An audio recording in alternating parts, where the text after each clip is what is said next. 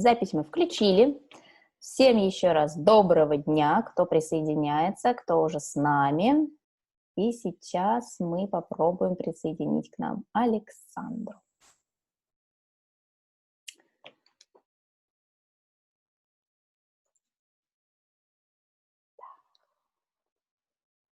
Александра Даран. Так. Вот. Александра уже, по идее, с нами.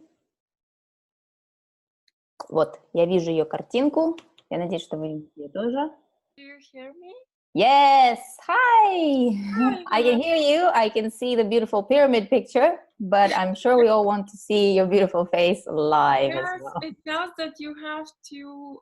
Again, okay.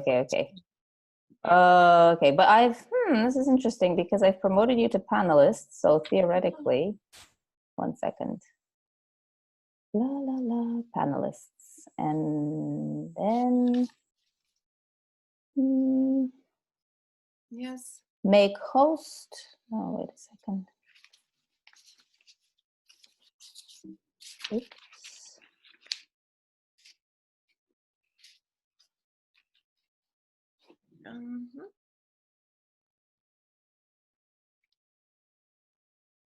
Can you hear me? Yes, I can hear you. What about video? No, I can't hear the video. Second more.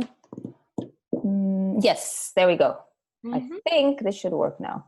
Yes. Okay. We're faster this time. Today is much faster, so this is getting better. Окей, всем доброго дня. Мы сегодня даже успели быстрее все осуществить технически, что мы учимся, все происходит лучше. Александра, мы тебя приветствуем. So I'm just gonna say on behalf of everyone that is here, hello to you, and we're all very excited and super glad to see you again. I know a lot of people have been reviewing Module 1, and we've been seeing it in stories, so everyone is very excited. And I think without just spending much time on intro, let's just start off. So hopefully we don't go until midnight today, because I know there's much to discuss. Я говорю, что мы начнем сразу, потому что модуль у нас большой, чтобы у нас не получилось так, что нам придется здесь находиться до полуночи, хотя я уверена, большинство согласились бы и с этим, я уж точно. Поэтому передаю слово Александре, и мы начинаем. So over to you. Yes, thank you. I'm also very, very happy to be here, and I'm really happy everybody is joining. So welcome. And today's topic, as we already announced, is we will talk about reincarnation here on Earth. We will talk about duality.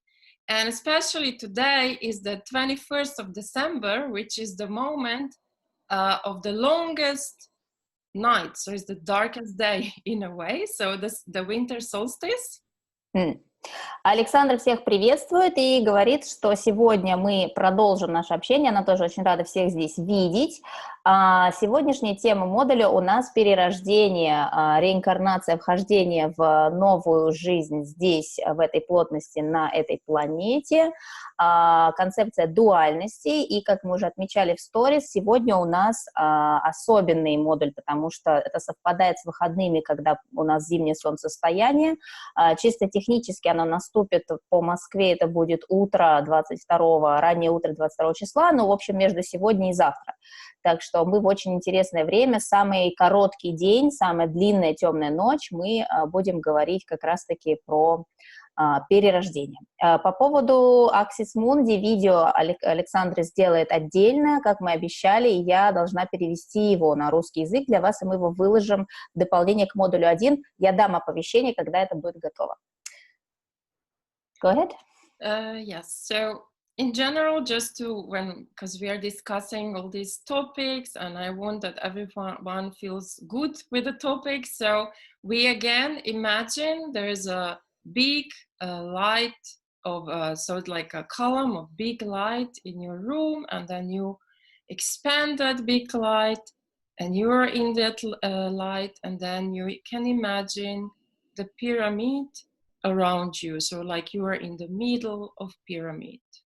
Как мы делали в начале первого модуля, перед тем, как мы начнем сегодня обсуждение, давайте все сделаем визуализацию такую небольшую. Мы делали следующее. Мы представляли, что в нашем помещении, где мы находимся, есть огромный столб яркого белого света, и постепенно этот столб расширяется и заполняет собой все пространство, где мы находимся, и мы начинаем быть внутри этого белого света.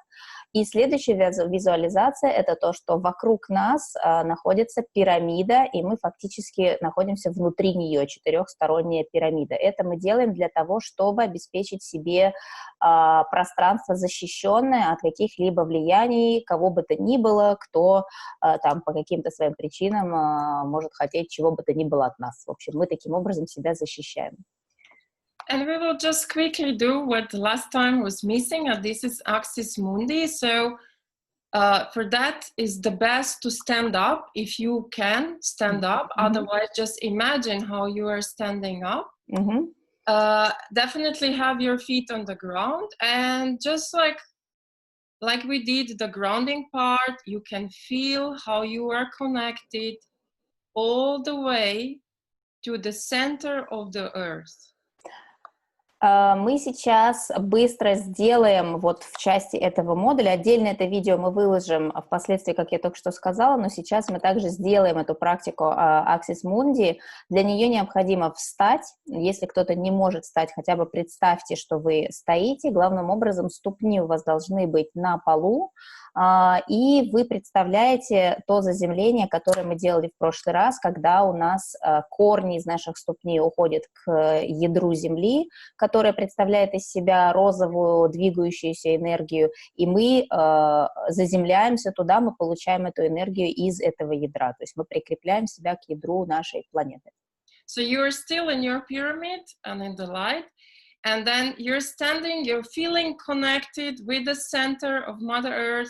There is like a flow in and flow in both directions, and then you can take the hands up and feel the connection with the universe, with the cosmic, with the source. Как мы говорили в прошлый раз, когда мы делаем заземление, движение энергии идет в обе стороны. С одной стороны, мы получаем энергию по этим корням, которая поднимается из ядра к нашим стопам и потом наполняет наше тело. Это энергия Матери Земли. С другой стороны, мы отдаем по этим корням ей все то, что нам не нужно, и она принимает, и мы с благодарностью отдаем ей это, так сказать, на переработку. После того, как вы это установили и продолжаете находиться внутри своей пирамиды, внутри этого белого света, в позиции стоя вы поднимаете обе руки вверх и фактически осуществляете таким образом связку с той энергией, которая идет к вам из космоса, из Вселенной. And as you're standing like that, with your feet, you feel the connection with Mother Earth. You're receiving and you are connected to the universe and source. And these two connect in your heart, so you can even like expand your heart. They connect and start circulating in your heart, and this energy goes everywhere in your body. И когда вы стоите, заземляясь к Матери Земле вашими ступнями и с поднятыми руками, вы получаете энергию из Вселенной. Как мы в прошлом модуле говорили, две наши части, верхняя и нижняя, эти колодцы воссоединяются в центральном колодце, который является нашим сердечным пространством, и оно начинает у вас расширяться, потому что оно в этот момент соединяет эти два потока, которые вы получаете от Земли и сверху из космоса. Расширяется и, соответственно, начинает работать более активно.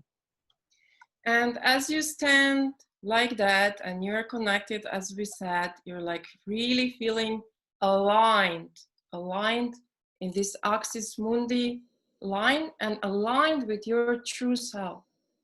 Axis Mundi, по факту, Axis — это латынь, которая означает ось, поэтому это ось, с которой вы себя фактически приравниваете и выравниваете.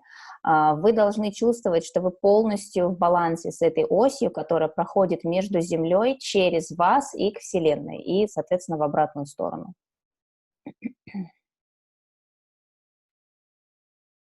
Идентификатор конференции написан, пожалуйста, не пишите его здесь, идентификатор конференции написан в модулях, потому что таким образом это, получается, можно распространить за пределами курса, что не хотелось бы. And so now you can see it, but you know that you connected and aligned yourself, and you actually established the axis mundi, so you're part of this axis mundi here and now. Даже когда вы сядете, после того, как вы сделали эту короткую практику Axis Mundi, вы остаетесь частью вот этого столпа, который соединяет планету и Вселенную, и вы остаетесь в балансе и с выровненным этим стержнем, который проходит четко через вас. So you can do this kind of, it doesn't need to be long, but you can do it in the morning, you can do it in the evening. And especially, I always love to do it when I'm somewhere in the nature, to like really receive that moment, this power of nature and connection and us being here on planet. Вы можете делать эту практику когда угодно, она занимает, как вы видите, буквально там несколько минут, утром, вечером, в течение дня, когда вам кажется, что вам необходимо немножко больше получить поддержки, но Александра говорит, что ей, например, особенно нравится делать эту практику на природе, потому что тогда к этому добавляется еще больше ощущение единства с тем, что является собой Матерь Земля, и как природа поддерживает нас и наполняет вот этой энергией Земли, которую мы через себя пропускаем.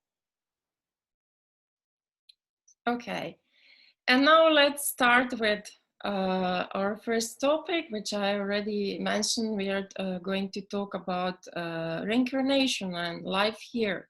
So we will also touch the death and the life between life. Сегодня мы начнем говорить о теме реинкарнации, и, естественно, в этой теме невозможно не коснуться темы смерти, смерти физической здесь и жизни после смерти между воплощениями. Об этом мы тоже сегодня будем говорить. Практика Axis Mundi, которую мы сейчас сделали, выложим отдельным видео. Не волнуйтесь, кто присоединился только что. So when we die, it takes a while that we, if you remember that picture of the source, it takes a while that we come to the to so-called home. And I like to refer that death here is similar to, is at the same time birth on the other side. Everybody is happy, everybody is waiting for you, you are coming back home. Когда мы покидаем наше физическое тело, если вы помните первый модуль, картинку, когда мы из нашего астрального тела, как бы вот этот перешейк, который ведет к высшему я и уходит обратно к источнику, у нас занимает некоторое время, чтобы пройти по вот этому каналу и вернуться обратно домой фактически. И равно как и мы здесь на этой земле ждем рождения ребенка, все очень радостные, волнительные и в ожидании появления чуда, точно так же души, которые находятся по ту сторону, ждут с радостью и волнением нашего появления там, потому что наша смерть здесь эквивалентна нашему рождению там, появлению обратно дома. So what is happening once we arrive there or on the way there? So first of all, the soul would receive a lot of, let's say, healing, rejuvenation.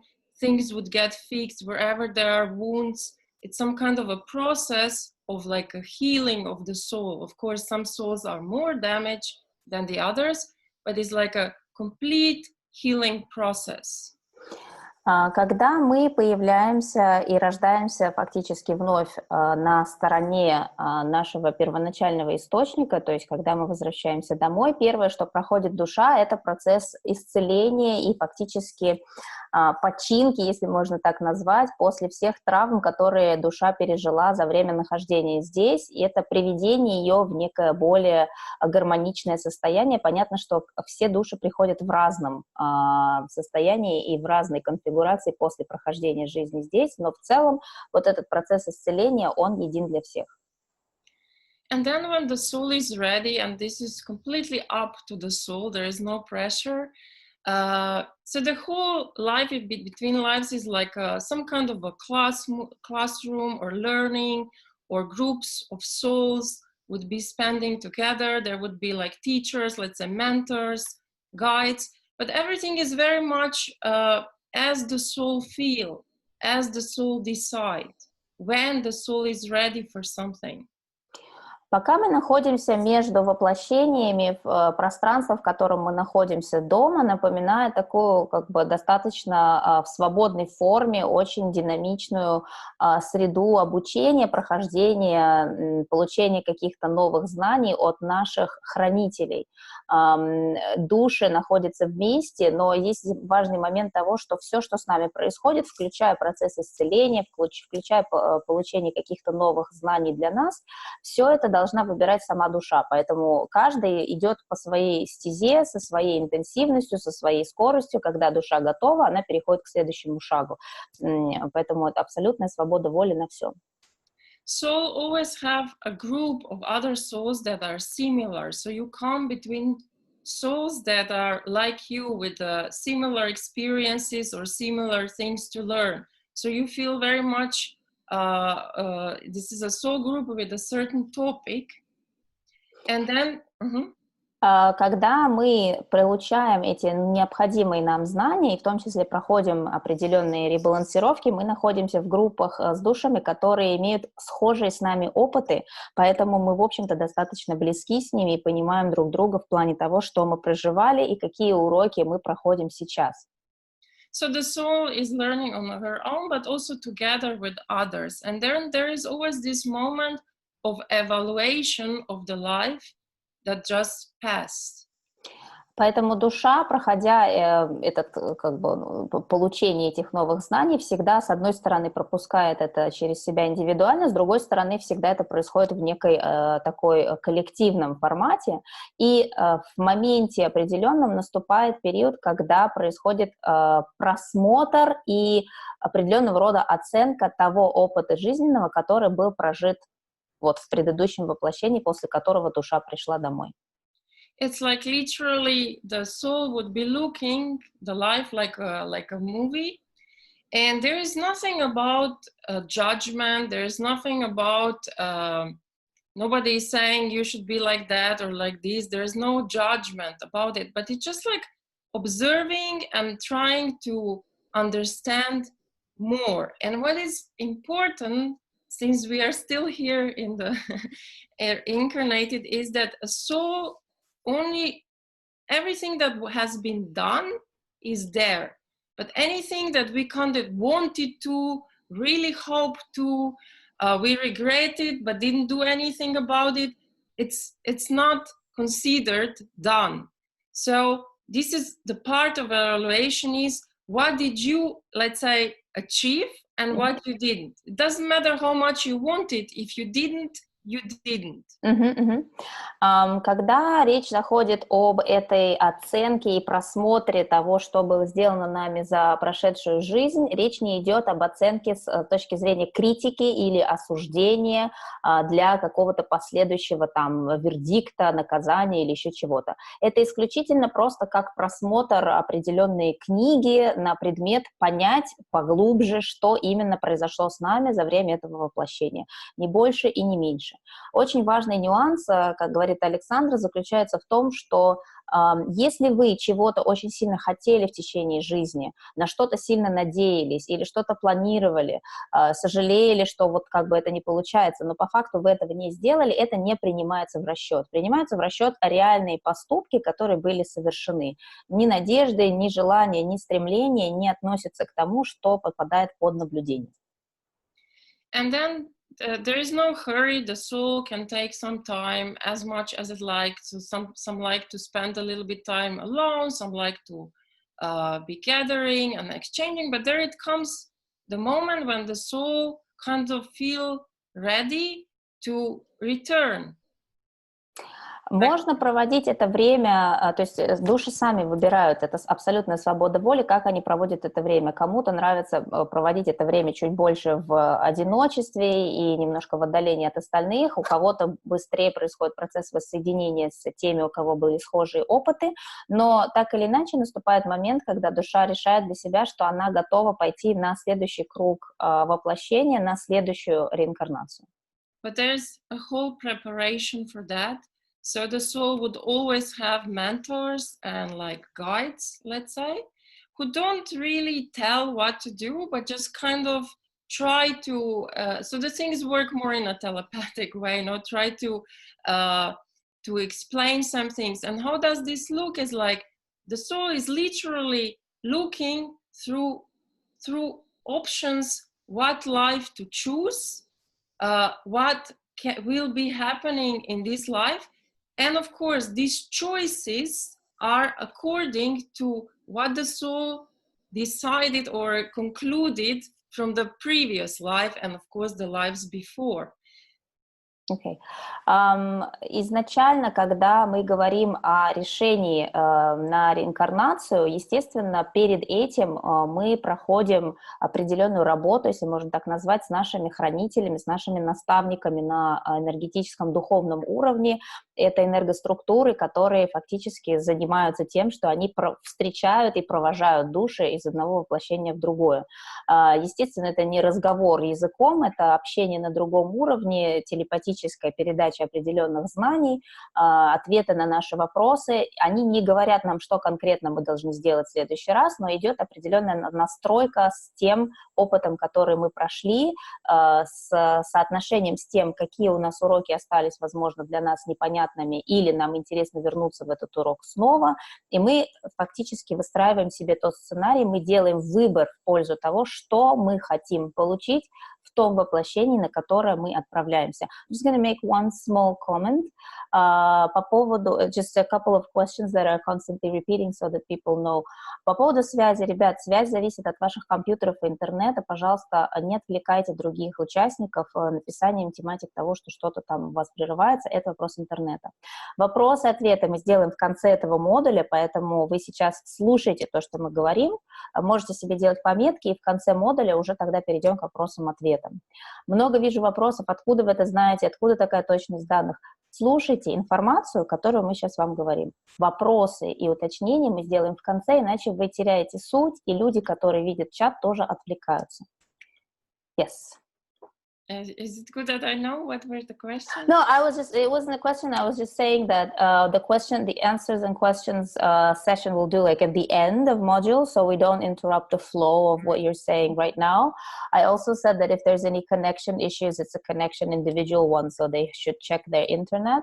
And about questions like, how do you know these things? How do you know this to be so exact? We'll do this at the end when we finish speaking about the subject. Then you can tell more about the specifics of it so that we don't kind of get distracted. Yeah, I thought there was, I kind of understand that part. So the main thing that I'm saying right now are from the book Journey of the Souls. So there is one book, Journey of a Soul, but this is Journey of the Souls. Michael Newton. Yes, Michael Newton. Yes. But also from my own experiences, they're not big, but because I do past life regression with people, sometimes we end up in the life in between life, and I will tell a little bit about that too. Okay. So this is what I'm saying is kind of based on the Michael Newton's book, but it's not like 100% just like that. But just to know what is it based on. Yes, because they are asking actually about this book. Многие спрашивают в комментариях сейчас по поводу книги Майкла Ньютона «Путешествие души». Александр отвечает, что много информации совпадает с тем, что изложено в этой книге, но не полностью вся, потому что Александр делает в том числе регрессии с людьми в прошлые воплощения. Очень часто в процессе этих регрессий они попадают не в предыдущее воплощение, а как раз-таки в жизнь между воплощениями, и поэтому информация, которая она делится, исходит в том числе из ее опыта путешествий с этими душами в эти моменты времени. So I have to introduce it a little bit so that I can add other things to that. Yes. И поэтому Александра рассказывает нам сейчас как вводное все это для того, чтобы дальше на этом построить информацию этого модуля. Because if you remember, our topic is free will. Если вы помните, и это очень важно, это будет сквозной красной линией через все наши модули, всегда мы говорим о том, что у души есть свобода воли. Это очень важный принцип. So we have to see where it starts, where it can be altered, where it can be influenced, and this is Да, и очень важно понимать, где именно начинается, с чего именно начинается свобода воли каждой души, в каких моментах она становится уязвимой для того, чтобы кто-то мог на нее повлиять. Вот эти вещи нам нужно будет внимательно для себя уяснить. So, according to past lives, so the lives that we went through, we try to different scenarios or different type of life or role in the life to learn something we kind of think didn't learn or have to learn more. So there's different few topics that we want to wrap into a life that we are going to enter, and then the soul is going through different scenarios. When you say it's going through different scenarios, you mean before reincarnating? Before reincarnating. Yes. Когда мы в процессе выбора сценария на следующее воплощение рассматриваем, какие именно опыты и уроки мы хотим пройти, мы фактически выбираем этот комплект себе и как бы его закругляем вот в эту общую такую жизнь, да, на которую мы выходим. Но прежде чем мы пришли на воплощение, вот эти отдельные какие-то опыты и уроки мы как бы пробуем на себя, как репетицию, примеряем, насколько это то, что мы хотим или не хотим. And here there is something very important about this to understand it. So it's not like, okay, I'm gonna be born here, I will have these parents, and life will be this and this and this and this. It's not like just like one line, but it is with every decision we do while living, there is then other outcomes. So it's not so simple as like one life from beginning to end, but it can divert. It depends what you will choose in a moment when you're alive. Фактически это такое, знаете, как дерево очень-очень-очень многогранное решений, которые мы перед собой прочерчиваем. Никто не выбирает себе жизнь в таком линейном понимании, одна такая хронологическая ветка, что вот родились такого-то числа в таком-то году, вот в таком-то месте, у таких родителей случилось с нами то-то, то-то, то-то, и потом мы умерли.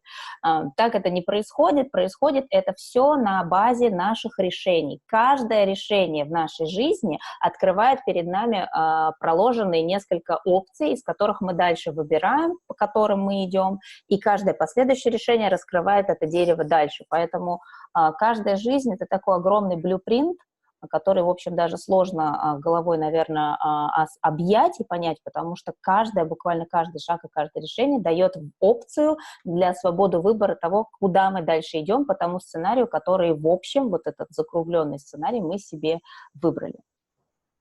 And also, as a soul, checking these scenarios, you do see different versions of different decisions, but you never completely see the end results. This stays as open. So otherwise, it wouldn't be so interesting to incarnate. Когда мы примеряем на себя те или иные сценарии до вхождения на воплощение, мы не можем видеть финально до последней точки все следствия наших решений, иначе это было бы нецелесообразно, потому что мы тогда не можем применить эту свободу воли, базируясь исключительно на моменте, да, если мы заранее могли бы все это предугадать. Поэтому эти ветки, они остаются открытыми для, так сказать, эксперимента в момент, когда мы все-таки на воплощение придем. Блюпринт, one second, блюпринт — это как когда архитекторы черновик рисуют, на котором все абсолютно касательно строимого здания присутствует в деталях. So some souls are very eager and they really, really want to not miss it this time. So they have this kind of, some are less like that. So what happens is that we have to be aware. Sometimes we want a very strong experience in order to notice, in order to wake us up. So we kind of nearly plan it.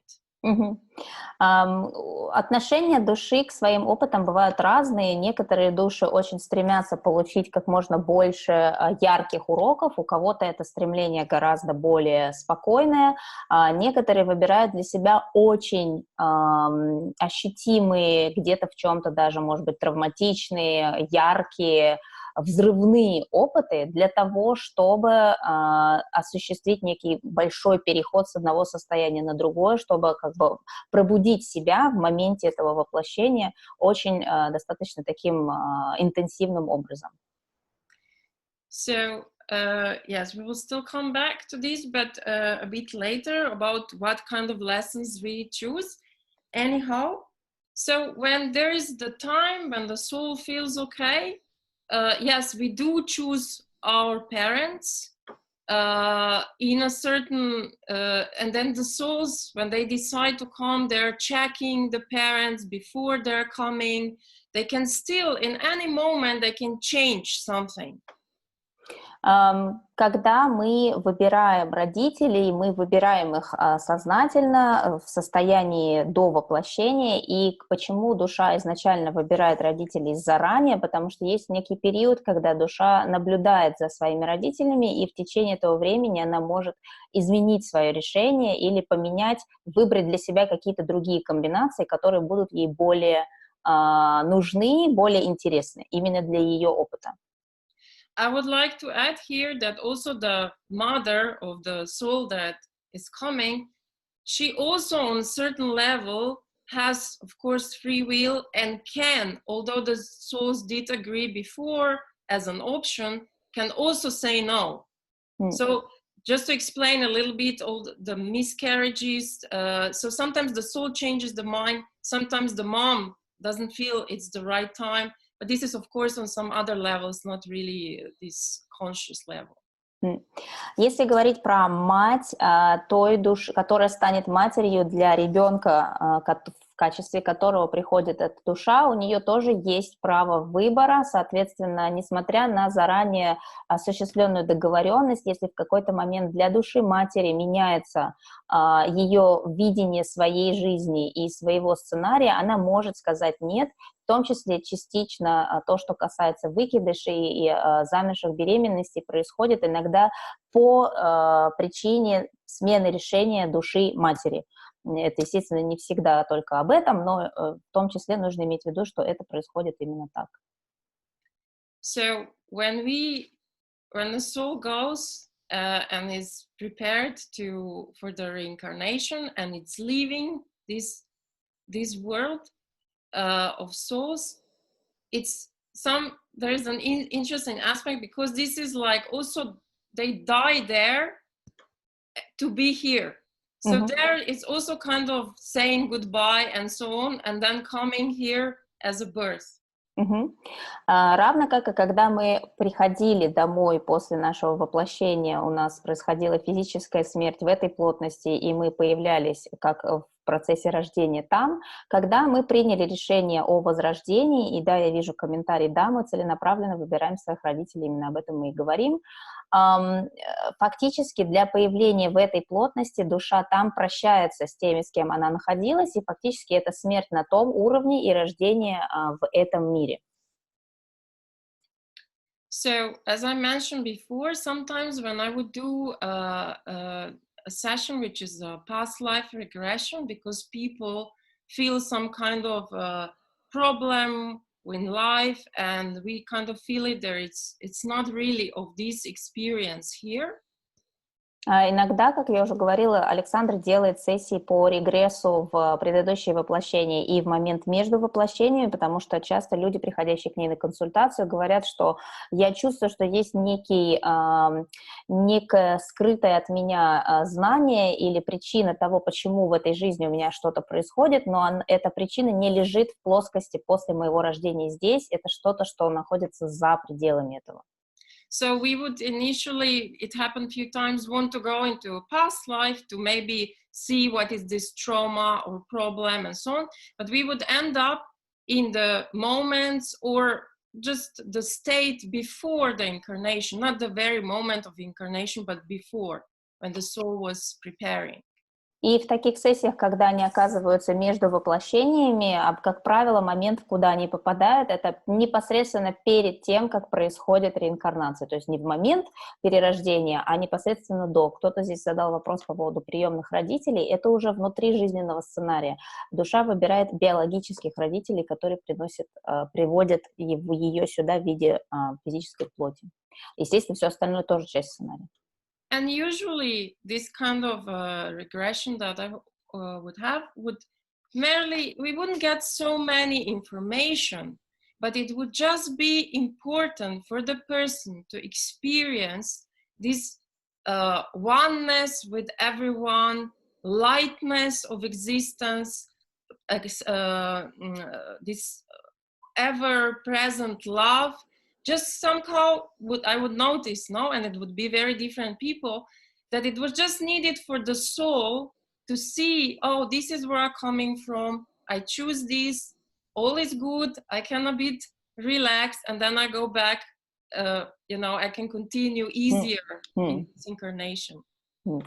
Александра говорит, что когда происходит эта как бы остановка в моменте, вот во время ее сессии, они как бы попадают в этот момент непосредственно перед перерождением, как правило, это нужно для души, для того, чтобы немножко вспомнить о том, в каком состоянии мы находимся там, откуда мы приходим, насколько цельные мы там все вместе, насколько это состояние безусловной любви, вот этого света, который абсолютно всепоглощающий и не оставляющий места ничему другому. Очень часто душам нужно об этом вспомнить и прочувствовать это на очень глубинном уровне для того, чтобы более взвешенно, спокойно вернуться обратно к своему возрождению здесь и продолжить свой путь, если в какой-то момент становится тяжело и душа не помнит, человек сознательным образом не может соотнести через свое сердце вот себя с тем состоянием, которое необходимо понимать, чтобы, в общем, относительно спокойно проживать эту жизнь, не впадая в крайности. Because planet Earth as a school, is considered among souls as a very demanding school. Есть очень много измерений, куда мы можем уходить на возрождение. Это очень важный пункт. Планета Земля — это один из вариантов, куда мы можем выбирать, попадать для перерождения. И среди вариантов, которые у нас есть, планета Земля считается наиболее требовательной, наиболее сложным измерением для того, чтобы проходить опыты. And souls that come here, they want that because, of course, if the school is more demanding, you can also learn much more. Но те души, которые приходят сюда, на воплощение, понимают это и специально и намеренно выбирают именно это возрождение, потому что, как известно, когда школа достаточно требовательна и натаскивает хорошо и быстро, и сильно, то и процесс продвижения в получении знаний, осознании каких-то вещей тоже происходит быстрее, и уровень потом, естественно, выше. And there is such thing as a shock of reincarnation. So the moment we are born, we do experience a certain type of a shock because we feel extremely limited. We feel very uncomfortable. Even if we've been on this planet before, still would be a shock because it's such a dense reality comparing to where we come from. Важно понимать, что, приходя на возрождение на эту планету, в эту плотность, мы, несмотря на то, что большинство из нас уже неоднократно здесь были в такой форме, мы все равно переживаем очень сильный шок реинкарнации. Шок связан с тем, что, во-первых, эта плотность здесь, где мы, фактически, она настолько плотная, что мы можем ее ощутить как некую физическую плотность, хотя это тоже, в общем-то, иллюзия, но эта плотность гораздо более интенсивная, чем там, откуда мы приходим, во-первых, а во-вторых, мы лимитированы этой плотностью, наша душа, наша энергоструктура лимитирована границами нашего тела с точки зрения того, как оно выглядит и какие характеристики у него есть, и на что оно, в принципе, способно. Поэтому этот шок мы проживаем каждый раз, несмотря на то, что мы могли уже быть здесь и неоднократно в этом опыте похожим. also we can be incarnating in other worlds, and we can be from different stars, constellations, and so on, but we will not go into that direction. We will talk why and how we incarnated here. So also being from somewhere else is additional trauma at birth. Есть еще понятие того, что некоторые души приходят не из места, где собираются человеческие души, а из других галактик, из других созвездий, из других измерений и имеют другую природу. Для них это вдвойне шок, потому что они, в принципе, не приспособлены изначально к тому, что такое человеческое существование в плотности здесь. Очень часто такие люди чувствуют себя неудел всю жизнь или чувствуют себя белой вороной, или, в принципе, не способны до конца понять менталитет и психологию людей и чувствуют, что они как бы, в общем, не от мира сего, что в общем, так оно и есть. Also now the birth giving, which is, there's a lot of topics, how we should give birth and so on, can also everything that's happening at the birth, from, I don't know, screaming, then medicine, pulling out, all these, of course, is not a very welcoming thing for the soul. It looks like attacked, no?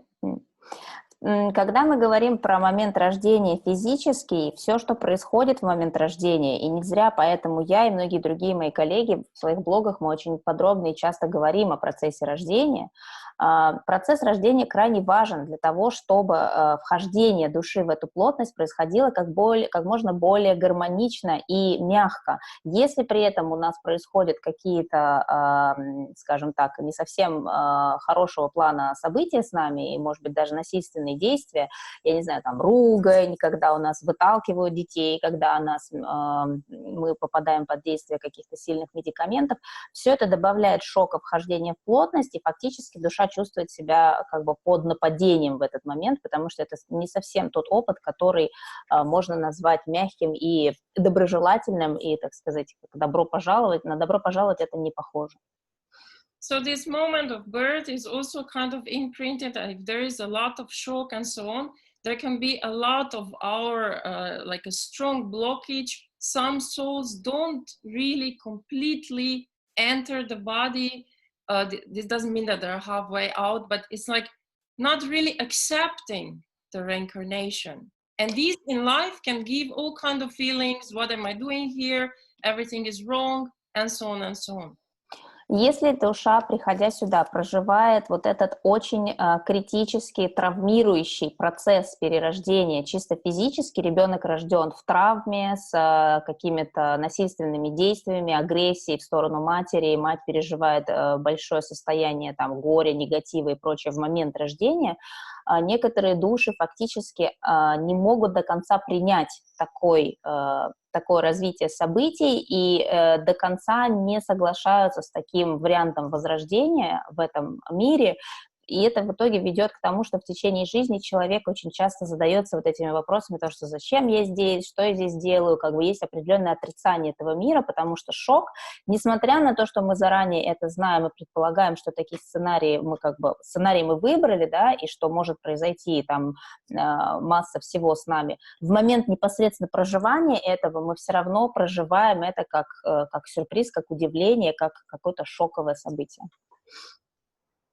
Yes. So I would also wanted to say before, like every night when we fall asleep, our soul also goes out of our body. There is, they call it like a silver cord that connects us, and we can at any moment come back. And this is for the soul to a little bit rest and recuperate from the density of the duality that we live in. Каждый день, когда мы засыпаем и уходим на сон, наше физическое тело засыпает, уходит на сон, душа получает возможность своеобразного отдыха и немножко перезагрузки того опыта, который она проходит здесь. Душа покидает физическое тело и держится вместе с ним посредством некой такой серебряной пуповины энергетической, да, она не отрывается полностью, но она выходит из этого физического тела для того, чтобы фактически почувствовать себя заново собой и продолжить уже следующим днем дальше этот путь. So we practically die every day, although death is the fear, no, of all fears. In the back is the fear of death. And Мгм. this is this kind of, which is like a darkness, unknown, that is Мгм. also part of our duality. Мгм. Поэтому по факту можно сказать, что каждую ночь мы немного умираем и возрождаемся каждое утро или там перед сном и после сна. Разница со смертью заключается в том, что к смерти у нас прочно привязан страх этой смерти, и по факту за любыми страхами человеческими, если копать достаточно глубоко, мы придем к базе страха смерти, который лежит в основе всего. Просто потому, что, находясь здесь своим сознанием, мы не процессим эту информацию, о которой мы сегодня говорим, мы о ней так не думаем, и у нас есть это ощущение неизвестности, соответственно, мы этого боимся. Okay. So here I wanted to share it's a written text of my friend who has been ill a long time in his life.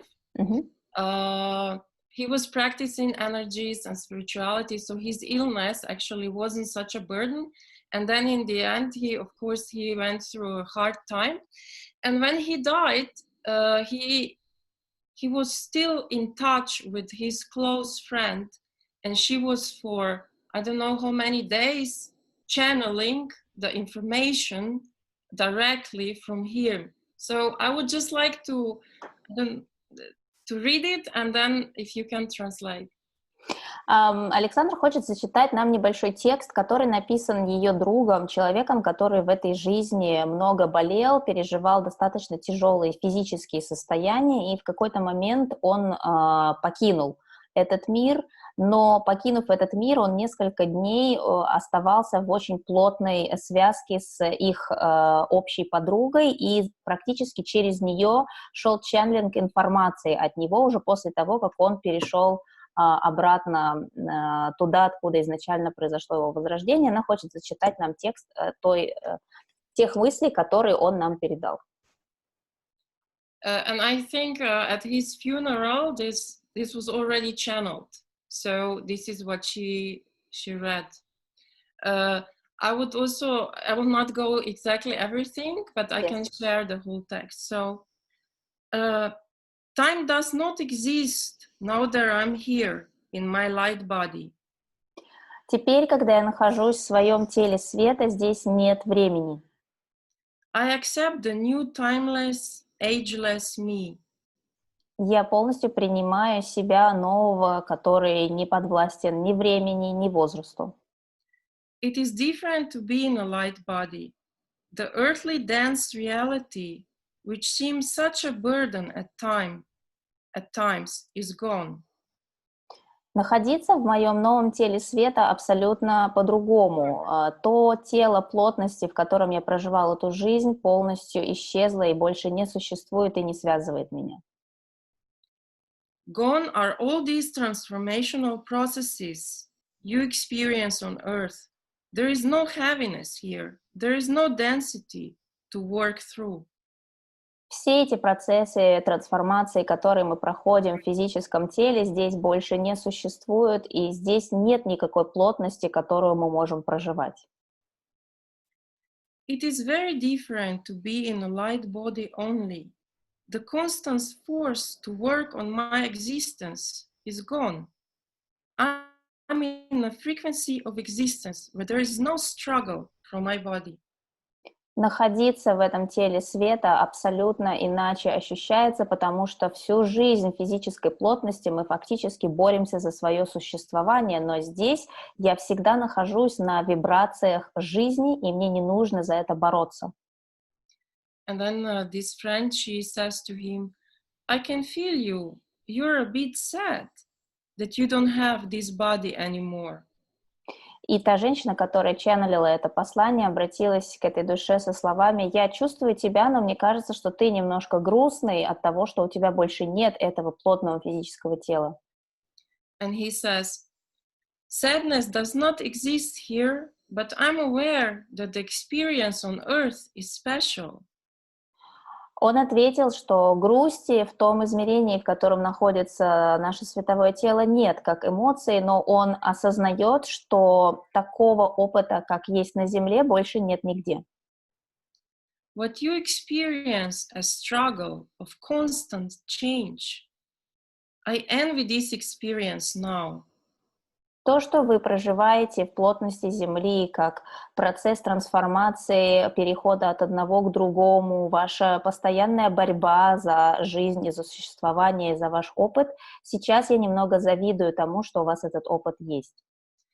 I mean, envy is not a word I would use from my light body existence, but that is what it translates to. Я бы не стала употреблять слово «зависть» при ломлении к тому, что я хочу донести, потому что здесь нет таких эмоций и состояний, но это самое ближайшее слово, которое может быть вам понятно.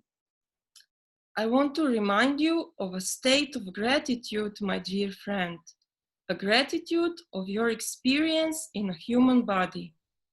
Я хочу напомнить вам, что есть прекрасное чувство благодарности за то, что вы можете проживать этот опыт сейчас, находясь в вашем плотном теле, благодарность за то, что он сейчас вам доступен. So, when I was in a body, I struggled too much. I wish to remind you of gratitude for life itself. I can see now that an attitude of gratitude allows a human to be light. To be light. Yeah. Я хочу напомнить вам, что в благодарности мы должны быть благодарны за саму жизнь, как она есть. Когда я жил в этой плотности, я очень-очень мучился и постоянно боролся с какими-то недугами и пытался бороться за эту жизнь, но на самом деле испытывать благодарность за нее мы можем всегда, как за нечто целое. And just to finish, he says, and this requires already a higher understanding of existence. Но для того, чтобы это понять, нужно дойти до более высокого понимания того, что такое жизнь, как явление жизни на этой планете. Это только небольшой отрывочек из того, что он передал их общему другу, их общей подруге. Этот общий полный текст Александра может выложить, если кому-то это интересно, но она решила поделиться сегодня вот этими соображениями души после того, как она покинула этот мир. So we suffer here. And we talked before about the scale of consciousness, and we will talk further on. When we actually, it's very important now to recognize the opportunity we have by coming here on the planet. Мы столько мучаемся, мы столько страдаем, мы столько жалуемся, мы столько переживаем за то, что с нами происходит, мы сетуем постоянно на все то, что происходит с нами, что нам кажется не вписывается в какие-то наши ожидания или рамки. Вот таким образом душа напоминает нам о том, что мы в принципе должны быть всегда в состоянии благодарности за то, что мы вообще находимся здесь, потому что, как мы говорили уже до этого, не все приходят в эту плотность, не все получают доступ к этому опыту, и сам факт и возможность прохождения этого опыта, они уникальны. So we come from the source and our soul reincarnates as a human. So what is the purpose of that? It's actually, the purpose is that the light expresses itself through us. So we are here to create, to express light in this duality. Мы перерождаемся, некоторые снова и снова в этой плотности, приходим за этими опытами. Зачем? Зачем мы это делаем? Через нас, через такой опыт, через плотность нашего тела свет и источник получает возможность проявлять себя творческим образом. Мы можем творить и создавать через наши опыты здесь, как плотные структуры. And now we will look at duality. Сейчас мы посмотрим на то, что такое дуальность. One second. I need to share the screen. While you do that, I'm just gonna comment. Многие пишут сейчас вопросы, зачем, уточнения и прочее. Я рекомендую дослушать модуль до конца, потому что многие ответы придут к вам в течение модуля. И уже по состоянию на конец модуля тогда задавать вопросы. Иначе сейчас вы просто отвлекаетесь. Yes, go ahead. So this, what you see in front, is a yin-yang symbol. that Вы we видите перед собой инь-янь символ, который наверняка знаком абсолютному большинству из вас. which everybody have seen before, but I would like to explain it a little bit more. Александр просто пояснит нам поподробнее все, что касается этого символа, который, я говорю, наверняка знаком абсолютно всем. So as you can see, if this is the dark, if this is the negative, or let's say the dark part and the light part, first of all, they cannot exist one without the other, because where there is a full dark, there would be a dot of light. And where is a full light, there is also some dark. Во-первых, начнем с того, что оба компонента этой дуальности, светлое и темное, они могут существовать друг без друга, потому что и во всем абсолютном свете есть элемент тьмы, и в полной темноте всегда есть элемент света. Это неизбежно. So they're interconnected. One does not exist without the other. Они взаимосвязаны, и одно не существует и не может существовать без другого. And it's like ever changing, as always moving. This sign is actually like a 3D ball that is always turning. По факту этот символ, который мы привыкли видеть в 2D, на самом деле это сфера, в которой эти два состояния как бы перетекают из одного в другое, это постоянно находится в движении, это не статичный образ. So if the light starts here and is becoming stronger and stronger and stronger and stronger, and the moment of the peak of the light, it suddenly turns into the birth of the dark. Когда мы смотрим на этот символ, видно, что проявление света, которое постепенно усиливается и доходит до своей кульминации, в момент кульминации постепенно это приводит к рождению того, что является собой тьма. And the same when the dark is the darkest, then there is this moment of the peak where it turns to the birth of light.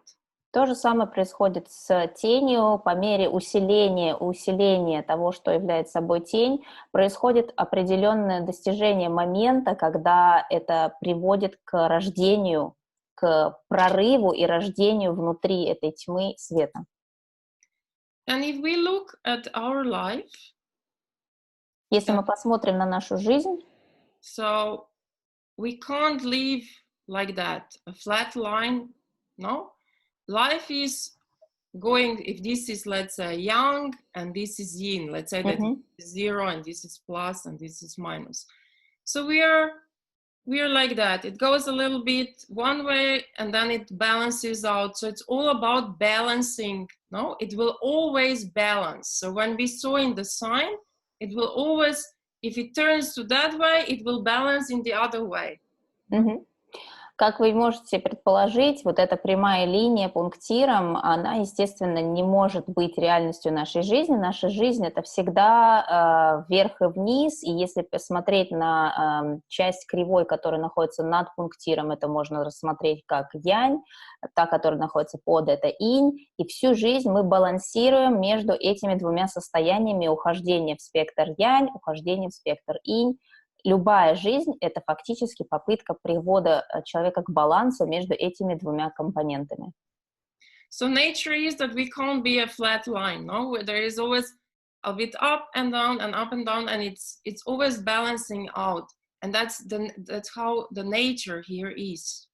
Природа в этом мире планеты Земля такова, что нахождение в абсолютно линейном состоянии постоянно одном невозможно. Это об этом весь, собственно, фольклор, о том, что все всегда имеет некую конечность, все всегда и хорошее, и плохое заканчивается, изменяется на другие периоды. Это нормально, это то, как природа устроена в этом мире. But then, the way we live life, where our values are to always be either the best or the most or in some extreme experience. So some people do drugs because they look for an extreme experience. Some people find the idea, the motivation in some, I don't know, extreme things. This is how we live. No, every extreme from the, the scale of consciousness, of the emotions, makes us being comparing to this, living like that. So wherever we go extremely up, it will somewhere in our life go in an extreme down. Но если смотреть на ту плавную кривую, которую строит обычно природа, да, плавно вверх, плавно вниз, и корректируется как бы автокорректировка идет того и другого движения, среди проживания наших плотностей очень многие люди выбирают опыт, который гораздо более радикальный, и этот спектр, он очень сильно разнится в одну и в другую сторону, и нижняя кривая, которую мы видим на рисунке, это часто то, что выбирают люди для своей жизни, когда мы уходим в определенную пиковую точку чего-то одного, мы, естественно, впоследствии падаем в такую же пиковую точку в другом направлении. Люди, которые, например, занимаются какими-то экстремальными видами спорта, или мы постоянно, например, себя толкаем на то, чтобы быть лучше, быть там, я не знаю, еще, это все происходит очень форсированным образом, да, непринятие каких-то вещей в себе и попытка постоянного давления на себя, чтобы поставить себя на еще более высокую точку. С этой более высокой точки потом мы, как правило, падаем в гораздо более низкую точку, чем если бы у нас более линейно шел этот процесс проживания нашего опыта. Когда мне пишут вот здесь, что just one thing somebody said here about, so then and this means that whenever you're going through a relatively okay period, you should subconsciously expect a bad period to follow. No. This is a result of like a ego-driven life, where you do things, many people succeed because somewhere deep down, they have a big fear, or they have a big feeling of guilt or something. So they feed their motivation with something which is not of a constructive. That's why it's not like, let's not be successful and let's not be happy. These are extreme states. It's something where we don't sleep, for example, or we do it out of usually some kind of deep fear. Речь идет о том, вот вопрос я задала Александре, который увидела в чате, что, это получается, что когда мы проживаем хороший период, подсознательно нужно уже ждать и настраиваться на то, что за ним придет плохой период. Но на самом деле здесь мы говорим вот эти вот пики вверх и пики вниз резкие, да, потому что когда это более плавно идет, это, в общем-то, не замечается как плохой и хороший, это просто смена определенных состояний, но все их можно воспринимать вполне себе комфортно. Нижняя кривая – это кривая, когда мы проживаем жизнь в состоянии эго и состояния страхов, потому что тогда это эго и страхи толкают нас на то, чтобы там форсированным образом как бы из неправильных мотиваций пытаться добиться каких-то вещей, тогда, когда в основе лежит страх или чувство вины или именно эгоцентричное какое-то зацикливание на вещах, тогда вот эти падения становятся очень ощутимыми и острыми. Вот об этом говорит Александра. So if we live in a consciousness, let's say, of love, if you remember, then we are happy, we are living our potential, we are creating, and this is how our life look. Если мы находимся в состоянии включенности, осознанности, состояния жизни из любви и принятия, то наша жизнь выглядит как кривая сверху, когда мы всегда имеем выбор находиться в состоянии счастья и любви, вне зависимости от ситуационных каких-то моментов, мы просто проживаем это в этом состоянии радости. У нас не происходит вот этих шараханий наших состояний. Кривая — это по факту то, как мы себя чувствуем. Because, euphoric state or fanatism, no, it's not actually something which is constructive or positive. Стоит отметить, что когда люди говорят о большой вселенской любви, вот как раз-таки большая истинная вселенская любовь, она обычно не зашкаливает по своей интенсивности. Эйфория и состояние фанатизма, да, там в той же любви, это не конструктивное состояние, это состояние, которое провоцируется эго. И я еще раз делаю комментарий, что вот эта кривая, это не наши периоды жизни в плане ситуаций, которые с нами случаются, что вот на пике у нас все хорошо, а внизу у нас все плохо. Это не про ситуации вне нас, это про то, как мы себя ощущаем. То есть здесь речь идет о том, какие эмоции нами управляют, когда мы живем из эго-состояния, и как мы себя чувствуем, когда мы живем из состояния любви. Это не про события, это про то, что находится внутри нас.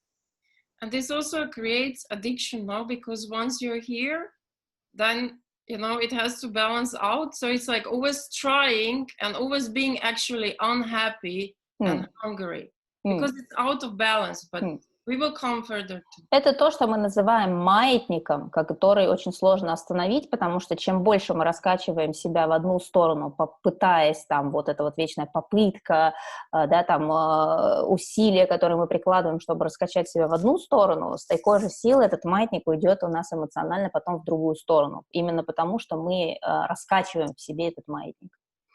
So if this line is the line of life starts here we die, okay, and this is years, okay, this is years. When we live like that, the line can have the same length, but we will live shorter because we are so out of balance. So we come here, we incarnate here with a certain wish or with a certain plan, but then we don't know how to live, and we cannot understand the duality. So we kind of are motivated by fear, by all these kind of things. Then we shorten our life. So it's the same line, but if it's like that, it's shorter. Yes. Еще раз повторю для тех, кто пишет здесь, то есть получается, если чем больше хочешь достичь, тем больше рискуешь впасть в депрессию после достижения. Это не про хотение достичь, это про то состояние, которое вы испытываете, когда вы что-то создаете. Если вы уходите в сильную заряженность, еще раз повторю, вот эти пики вниз и вверх, это не события, которые с вами происходят, очень хорошее и очень плохое, это ваши эмоции и ваша заряженность.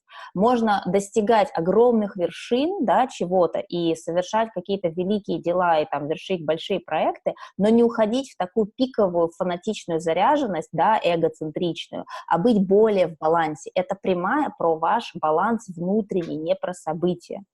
Поэтому, когда мы приходим на это возрождение, у нас есть определенное отведенное нам время, да, которое мы себе выбрали и решили, что вот этот отрезок достаточно нам для прохождения опыта. Когда мы живем из состояния любви и конструктива, и творчества, и принятия своей жизни, мы... Can I see the slide again so I can comment on the length? Sorry, That's okay. Something I didn't actually want to do. It's okay, I'll just keep commenting. Как вы видели, внизу линия, которая более сбалансирована, да, наших состояний. Наша жизнь в итоге, когда она в большем балансе, то есть жизнь не в плане событий, жизнь внутри нас, то есть то, как мы воспринимаем события вокруг. Когда мы в большем балансе, когда мы не в заряженности, когда мы не раскачиваем свой маятник, мы имеем всю вот эту вот кривую, да, длиной, там, я не знаю, условно, там, 100 лет, если хронологически смотреть. Когда мы этот опыт проживаем через кучу заряженностей, маятников, нас постоянно шарахает, мы то радуемся, то впадаем в истерику, то горюем, то завидуем, то боимся, то там у нас вот вечное вот это вот состояние абсолютного раздрая, та же самая ниточка, та же самая прямая, она схлопывается, и, как вы видите, чисто хронологически мы себе укорачиваем жизнь, мы проживаем гораздо меньшее количество лет, просто потому что мы свой ресурс расходуем гораздо быстрее. Это не вибрации, это здесь в данном случае описано просто состояние баланса против состояния разбалансировки, когда маятник шатается в разные стороны. Но, естественно, это имеет отношение к нашим вибрациям, которые мы проживаем. Okay, so we go back to this scale or levels of consciousness. This is done by, I forgot last time I didn't say it, so it's David Hawkins. And there is a book on this whole topic It's called power versus force. As you see, this is power, or like the strength, and you are in your power, and this is force, and it goes downward. Мы в прошлый раз говорили о спектре вибраций, о спектре эмоций, да, на каком спектре находятся какие эмоции, и в прошлый раз многие и в чате писали, и потом я обсуждала это с вами в блоге. Это есть в интернете, и есть это в том числе в книге Дэвида Хокинса, где у нас от уровня 200, вверх у нас идут вибрации повышенной частоты, вниз у нас идут вибрации пониженной частоты, и те эмоции, которые соответствуют там одному и другому. So yes, I'm bringing it back because I want to continue again. So because we talk about our free will and how do we create. So in a way, you've heard it many times now that we manifest our reality.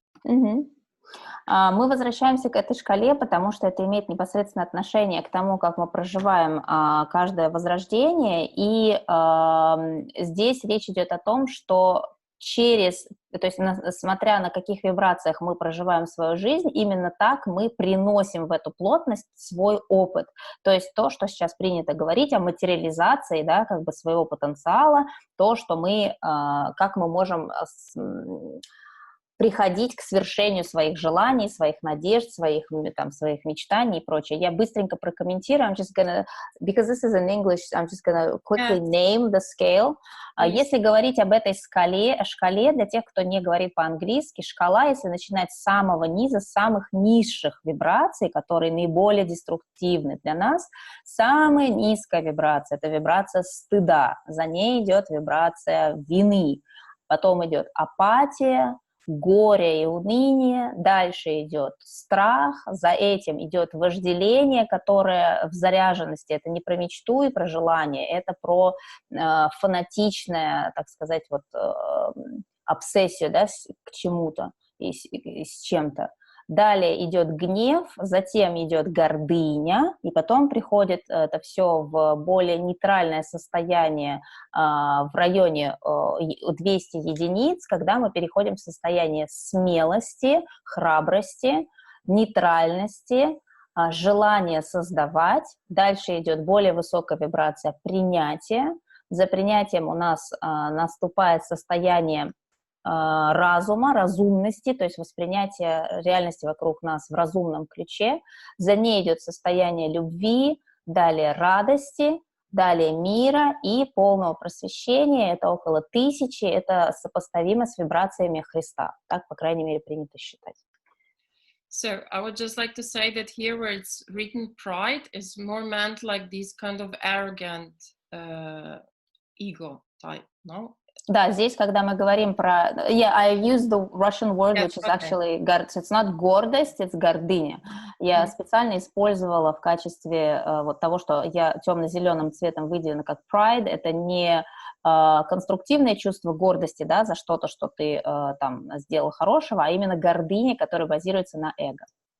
And for example, here the desire is actually this kind of craving or I have to have, no, this kind of unhealthy wanting. Yes, I also commented on that. Здесь она тоже говорит о том, что вот этот момент с вожделением, как я уже специально на этом остановилась, это не про желание в целом, а это именно про фанатичное, нездоровое, скажем, такое озабоченное вот как бы вожделение, чего бы то ни было.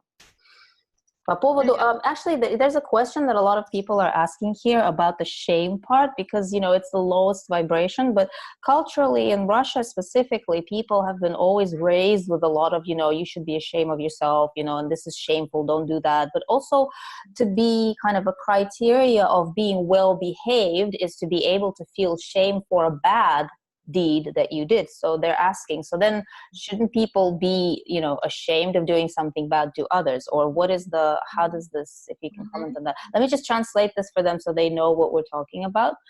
Я задала ей вопрос, который часто поднимается сейчас в чате касательно стыда, потому что с культурной точки зрения славянская часть нашей планеты, и особенно русская часть, мы все в Советском Союзе были выращены с большим критерием вот этого стыда, как тебе не стыдно, тебе должно быть стыдно. Вот это слово «стыд», оно очень часто присутствует в воспитании детей по этой парадигме. И я задала вопрос Александре, чтобы она прокомментировала нам, почему, ну вот с учетом того, что стыд по факту это наиболее низкая вибрация, это хуже, чем вина, это хуже, чем гнев, это хуже, чем все остальное.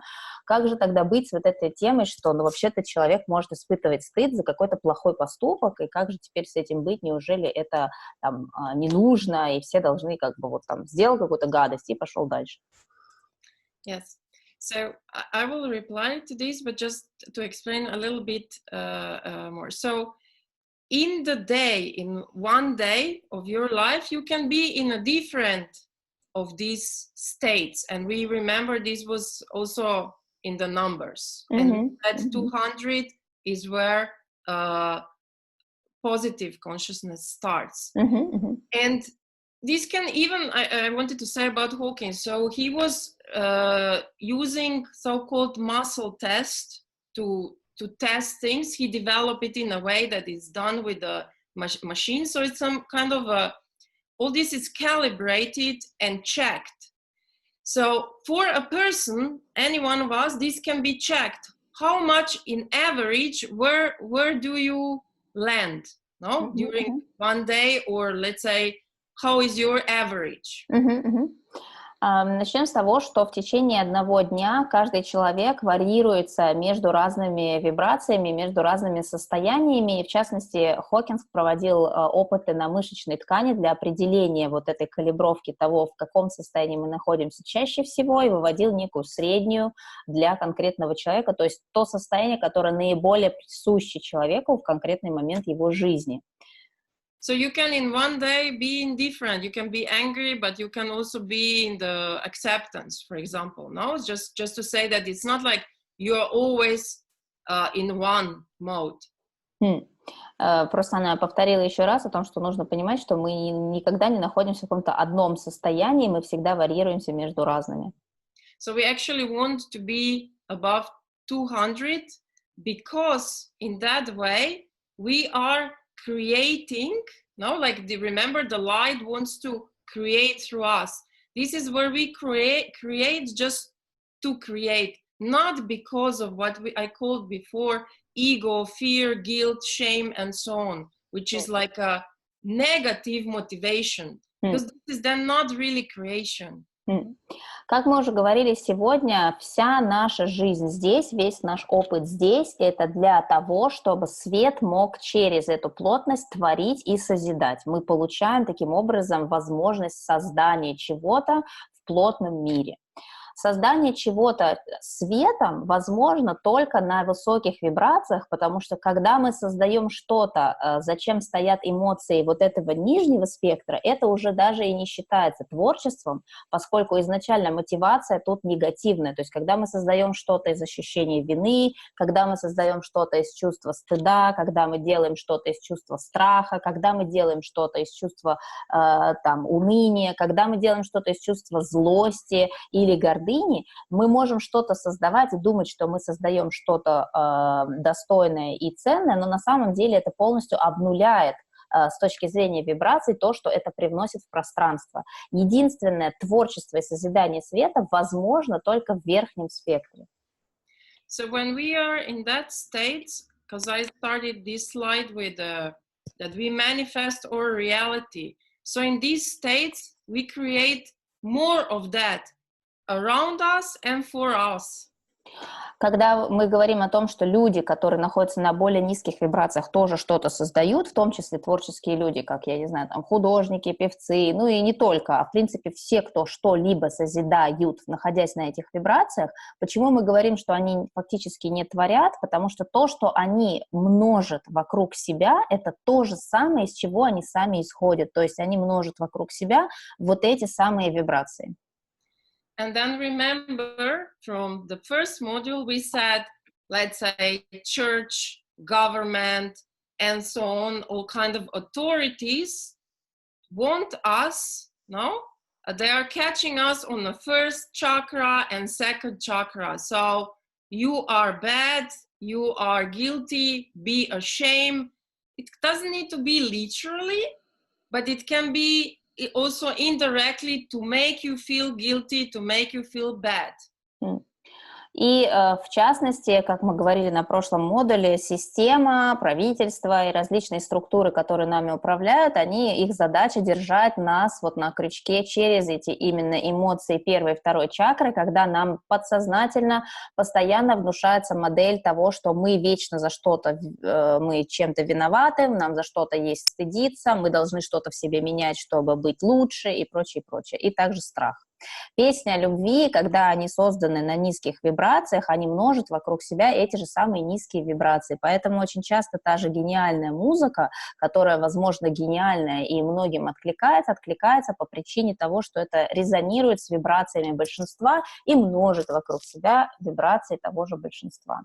And this is where we are in a victim consciousness. We are victims of whoever is imposing or making us feel like that. Вот когда мы находимся в этом спектре низких вибраций, мы становимся так называемыми жертвами, точнее, мы примеряем на себя этот сценарий жертвы, потому что мы для себя выбираем, что мы как бы жертвы вот всех тех, кто с нами работает через эти первые две чакры. Об этом мы тоже уже говорили. And this is where we don't have power. No, we don't have power because we give it to others. Когда мы находимся вот в этом низшем спектре, у нас фактически нет силы в плане нашего могущества. Мы можем применять силу как форсирование чего-то, но мы абсолютно обесточены, и это творчество, даже если оно происходит, мы просто называем это одним и тем же словом творчество, на самом деле это некое создание чего-то, что по факту не приводит к конструктивному процессу проявления света через это, потому что свет через такие эмоции проявить себя не может, проявляются другие вещи. And yes, now we can come to this question about shame. И вот здесь мы приходим как к ответу на вопрос про стыд. So it's very interesting now to see that feeling of guilt and feeling of shame is so low. When we are kind of educated, as you were saying also in your culture especially, that then when you are feeling shame and you're guilty, then you're a good person. Вот обратите внимание, вопрос, который изначально задала Александре, да, о том, что культурно, особенно в нашей культуре, принято считать, что ну как же стыд — это нечто хорошее, это эмоция, которая как бы регулирует наше поведение. Но в реальности мы смотрим на эту шкалу и видим, что стыд и вина — это самые низкие вибрации, самые деструктивные. И возникает вопрос, кому и зачем нужно было выработать парадигму нашей ментальности, в которой мы считаем, что стыдиться и чувствовать вину постоянно за что-то — это признак хорошего человека. And then, for example, with the church, now we are sinful, guilty, now already at birth. And then whatever you do, you always make sin, no? So you are always guilty and can be ashamed. So this is the way to keep you the lowest vibration, because this is the easiest way to get power from you. Это самый простой способ отобрать у вас вашу силу, вашу энергетическую силу, заставить вас чувствовать эти два состояния, вина и стыд. И если вспомнить, например, про большинство религиозных установок и догм, вы фактически тем фактом, что вы родились, вы уже грешны, и вы грешите всю свою жизнь, вы всегда в чем-то виноваты, и вы грешник по определению, и, в общем-то, не заслуживаете там, и не заслужили, и всю жизнь должны чего-то заслуживать, потому что вы априори виноваты, и вам должно быть за это стыдно. Это парадигма, которая работает через первую, вторую чакру с вами для того, чтобы держать вас на этих низких вибрациях. So, but then again, let's not, because there are some words are interchanged. So, of course, we do things wrong. Of course, we sometimes make a big mistake and can feel shame. But it's a different way how you deal with it, and I will talk about that. And then shame and humbleness is not, these are not the same words. They use the humbleness to put you in feel the shame. Yes. И вот здесь возникает вот эта разница между двумя понятиями. Когда нас постоянно загоняют в состояние стыда за просто даже наше существование и за то, что мы вечно недостойны, да, по любому пункту, вот эта часть стыда, о которой мы говорим как низкие вибрации, это одно. Когда речь идет о том, что человек в чем-то ошибся, оступился, совершил поступок, который потом он понимает, что он хотел бы не совершать этот поступок. Разница между стыдом за поступок, который мы не хотели бы совершать, и стыдом, который приводит нас на низкие вибрации, это платье жертвы. Если ты принимаешь свое поведение и свой поступок через принятие и любовь к себе, и осознаешь, что ты не хотел бы это совершать, у тебя есть сожаление о совершенном, но ты при этом не уводишь себя в состояние жертвы обстоятельств и человека недостойного, это получается состояние, которое находится в верхнем спектре. Когда ты приводишь себя в состояние недостоин и начинаешь одевать на себя платье жертвы и посыпать себе голову пеплом, это ухождение на низкие вибрации, это деструктивная динамика по отношению к себе. So yes, when we do make, of course, we are making mistakes. We live in duality. We are not like we enter this realm, so we can't be just pure. So it's natural. But then it's a question of responsibility for it. And it's very, very common, the way we are raised, that responsibility equals guilt.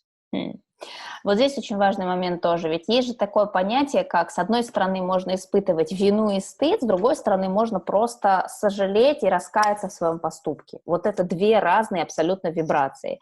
И когда мы приходим в эту жизнь, в эту дуальность, понятно, что у нас бывают моменты и какого-то там подъема, и ситуации, когда мы совершаем поступки, которые нам не хотелось бы совершать, но важный критерий этого – это не ответственность, которую мы несем за свои поступки и за свои эмоции.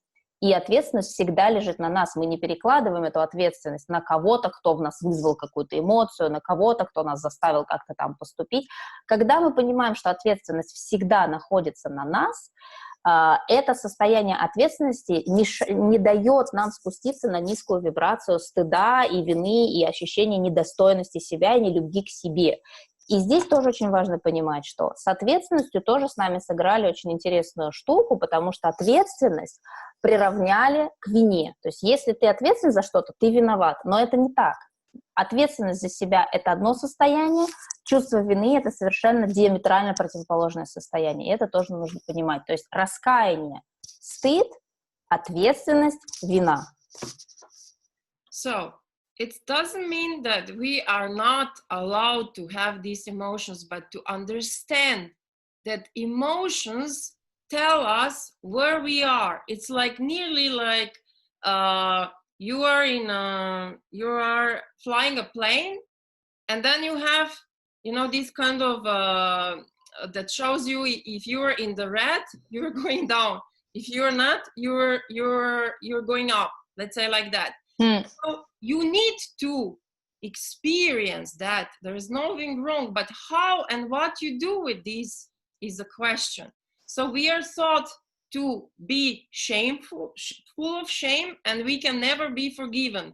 When actually, when you see that you did wrong, that there was a mistake, that you misjudged, or that you hurt others, you acknowledge it, you see it, you accept and admit your mistake, and are in that way responsible, do whatever is maybe needed to balance it out, and then say, okay, I learned, next time I'm gonna do better.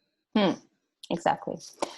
Речь в этой шкале идет о том, что когда мы управляем самолетом, у нас на приборной доске появляются индикаторы, загораются лампочки и говорят: внимание, внимание, например, нос самолета излишне там, не знаю, закренился в такую-то сторону, тебе нужно исправить то, как ты им управляешь.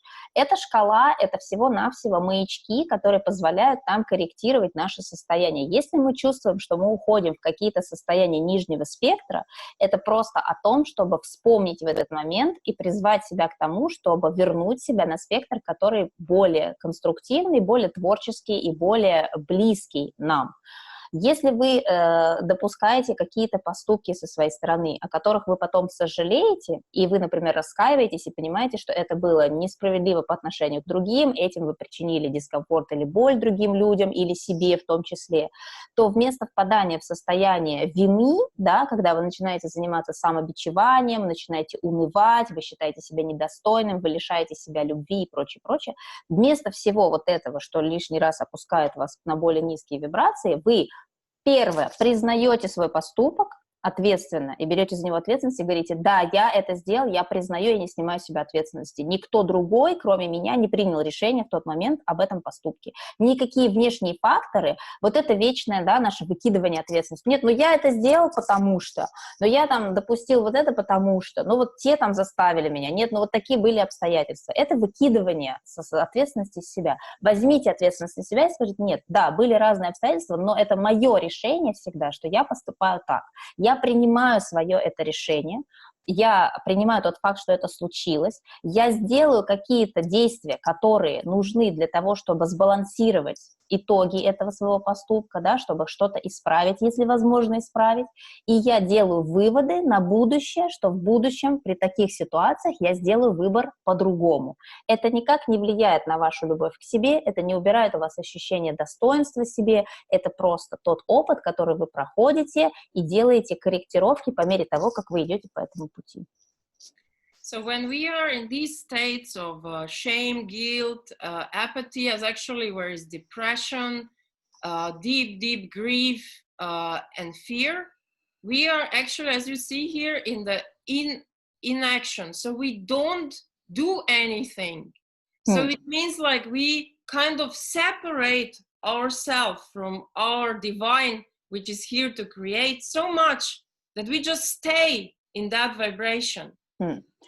Когда мы находимся вот в этих самых-самых-самых низких вибрациях вины, стыда, апатии, это депрессия, уныние и начальной стадии вот этого страха, да, животного, по факту в нашей жизни опыт сводится к нулю. Мы просто вообще не проживаем свою жизнь, свой опыт, мы отделяем себя от нашего изначального божественного замысла и просто, ну, как бы протрачиваем жизнь в никуда, потому что опыта мы не получаем, ничего не созидаем, ничего не создаем.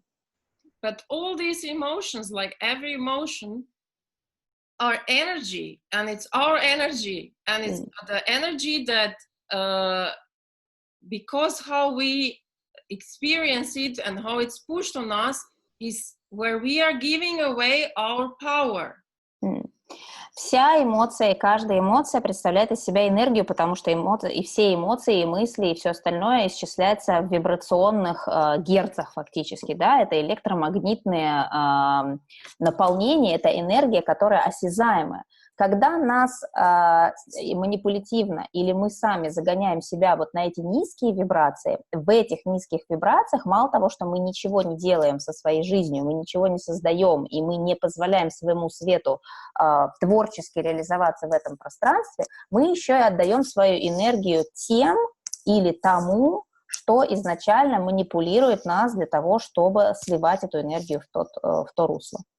Of course, sometimes also your ego is manipulating you, and usually it's also your ego that is telling you all these kind of things. И речь здесь не только о каких-то внешних там сущностях, энергиях или там системах этого мира, да, а наше собственное эго очень часто является тем самым элементом, который загоняет нас вот на эти вибрации, которые заставляют нас быть абсолютно непригодными, в принципе, для конструктивного коллектива, да, потому что мы ничего не привносим, мы только постоянно сливаем свою энергию туда.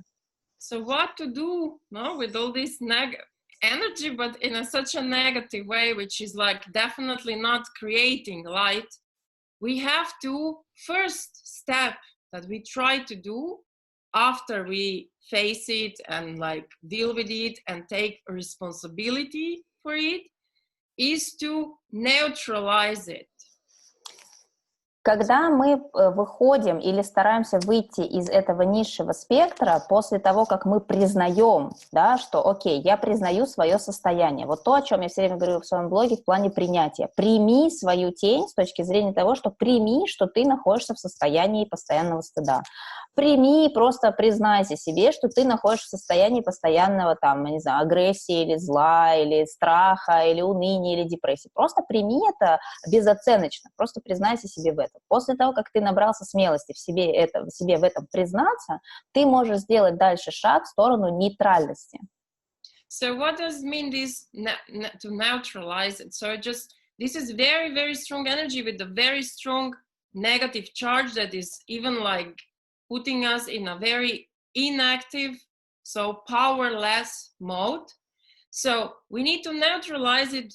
And what we can do, because this is all ego, part of our consciousness, so we have to somehow use love for it. So either depends which one of these emotions it is, to forgive ourselves, to believe we can do and trust ourselves that we can do better, believe that we did learn if that is needed, or if there is something really, really scary going on, to try to not, are so used to go into the victim consciousness, so used to go into all these emotions, and this is the only reality there. Sometimes we love no drama. So to neutralize it, it means to see it, wait, where is this white dot in all this black? So let's just look for the white thing. Actually, there must be something good. And then try to neutralize. И когда мы говорим о том, что после принятия и признания себе в том, что мы проживаем вот такое-то событие или такое-то состояние вот такими эмоциями, да, переход в нейтральность обычно у нас должен сопровождаться хоть каким-то наполнением любви. Любви в первую очередь к себе, что мы должны разрешить себе даже в этой ситуации какого-то поступка, который мы сделали, да, что-то, или что-то с нами случилось, мы считаем плохое, мы надели на себя это платье жертвы, убиваемся, находимся в депрессии. Чтобы перейти в нейтральность, нам нужно позволить себе вспомнить, что мы себя любим, что мы себя не хороним на этом этапе, что мы позволяем себе себя любить даже в этой ситуации, даже если мы сделали что-то там, я не знаю, ужасное, или с нами происходит что-то ужасное, и мы считаем себя никчемным вообще ничем, прийти к этому пониманию хотя бы головой, что мы можем разрешить себе себя любить. Вот это состояние любви, возможно, тогда начинает двигать нас больше в сторону нейтральности. Yes. And you have to be aware. So I talked already about ego and versus heart. So ego will make us feel even worse and so on, and picture all kinds of... Can I just, Alexandra, one thing, because people have asked in the chat, so maybe it's worth just giving a brief definition of what ego is, because everyone understands it differently, and somebody here have asked several times that they don't really understand the concept of ego. So what is ego? Okay, so the ego is this kind of a completely just left brain, opinionated thing where we kind of don't hear the soul, we don't feel the heart, we just are after certain patterns. Ego is of course great for anything that requires the logical and like to function in the world, but we talked last time about ego when we were saying that ego is actually everything that is related to the first, second, and third chakra that are related to our animal nature. So the one, so you know, the fight or flight mode, no? Any kind of where you have to protect on the animal level. But we are humans. Humans means that we have higher consciousness than animals. And that's why we don't need to live on the consciousness that you see here of animal nature. And the whole spirituality is to cultivate, to not need to react on these basic things which usually come from fear. Если говорить про эго, я просто попросила Александру прокомментировать, что для нее эго, чтобы у всех была общая терминология, все понимали, о чем мы говорим. Когда мы говорим про эго, мы говорим про наше левое полушарие, которое существует в этой плотности, и оно изначально все, что связано с рациональным мышлением, с логикой, с составлением суждений, с критикой, с анализом и так далее, это нечто, что изначально в нашей плотности здесь существует на базе наших нижних чакр, нашего нижнего энергетического центра, то, что материализует в этот мир по факту все, что приходит к нам извне, то, что мы пропускаем через себя, но обычно это базируется, это базируется на нашем животном инстинкте, на наших животных характеристиках, которые являются базой нас, но это не все мы, потому что мы все-таки не являемся животными, мы являемся людьми, и являясь людьми, у нас есть пласты более высоких вибраций и более высоких порядков вещей, того, как мы воспринимаем свою реальность и как мы ее проживаем. Мы не обязаны лимитироваться исключительно инстинктами страха, там вот, когда там замри или беги, вот эти вот инстинкты, которые лимитируют нас на очень примитивные реакции на нашу реальность. Мы имеем гораздо больший спектр выбора того, как мы можем реагировать на события нашей жизни. Не только как животное, которое думает исключительно о том, как выжить, как поесть, как размножиться и более ничего. Поэтому эго важно в нас, когда мы решаем какие-то практические задачи по ходу там, нашего жизненного сценария, но оно должно быть на своем месте, оно должно быть в балансе, и оно должно не перекрывать и не заглушать то, что является голосом души, и не закрывать и не перекрывать то, что является нашим сердечным центром. Вот тогда у нас как бы все на своем месте. Это наш примитивный мозг по факту, да. So the first chakra, for example, is about hunger. It's about territorial. So you will, if you're hungry, no, there is this thing when they say never make decisions when you are hungry, tired, scared, or angry.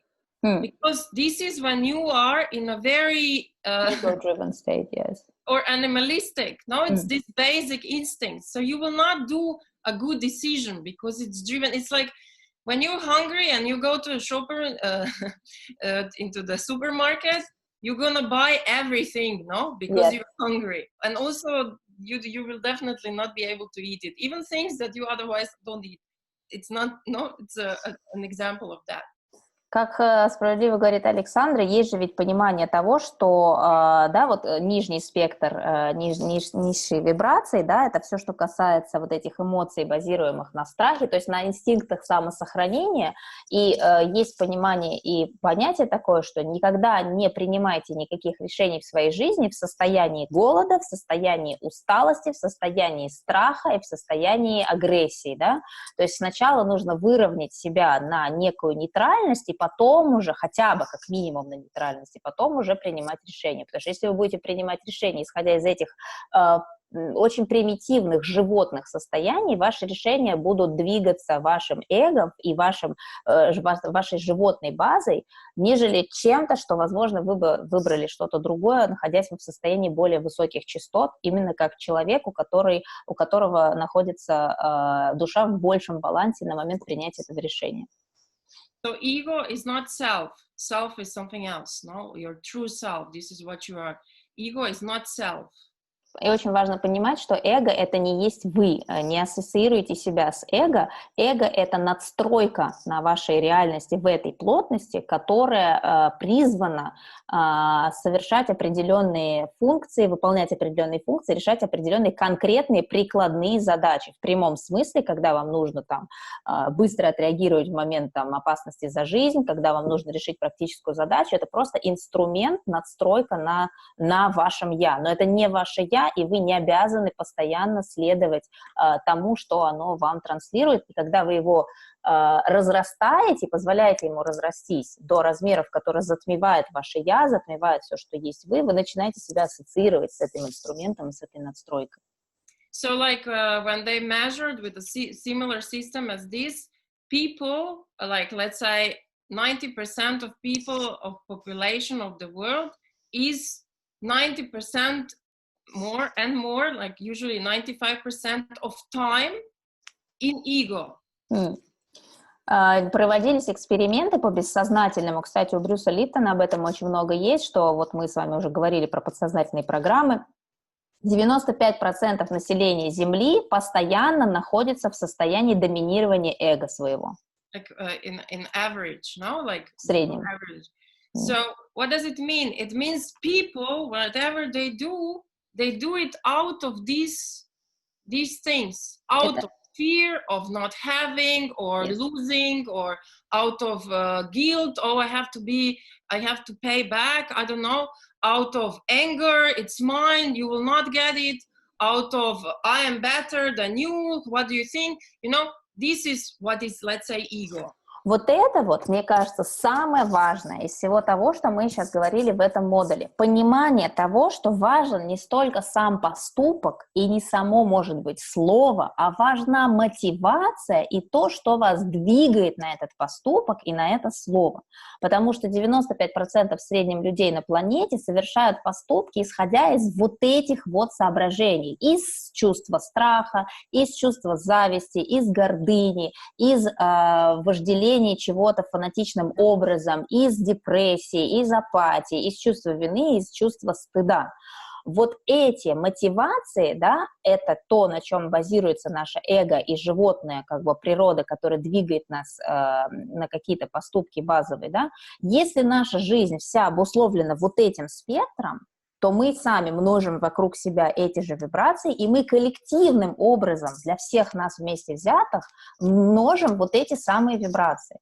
Потому что неважно, что мы при этом сделали, если мы пошли и отдали церкви 100 рублей, да, мы в данном случае совершили вроде как хороший поступок, мы отдали там пожертвования на нужды нуждающихся, извините за тавтологию. Но что нас привело на этот поступок? Страх? Чувство вины или чувство стыда, вот в этом суть. Что движет вами, когда вы что-то делаете? Что движет вами, когда вы что-то думаете? Что движет вами, когда вы что-то говорите? Вот эта мотивация и есть та вибрация, которая определяет ваше состояние.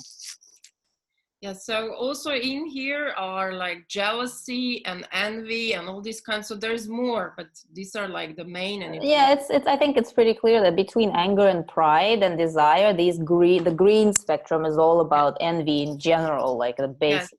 Yes. Мы говорим о том, что весь зеленый спектр по факту это практически, ну, как бы зиждется на вот этом состоянии сравнения себя с другими, желания большего для себя по сравнению с другими, завистью, вот это вот стремление там к славе любой ценой, да, вот такие вот вещи, потому что здесь написано всего 3 вещи, там вожделение, злость, гнев и гордыня, но здесь заложено гораздо больше состояний, естественно. Зеленая зависть, да. I just want to say that, you know, in Russian language there is actually a phrase that nobody really interprets like that, but it says to envy with green envy. Yes.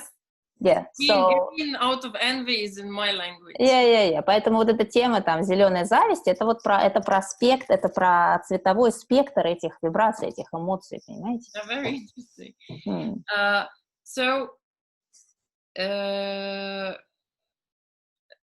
Yes. So what does it mean when we are not in ego? Then we are, so because we are all the time in ego, we have no idea of what it feels differently. Yes, what do we know? Who we are and what do we want?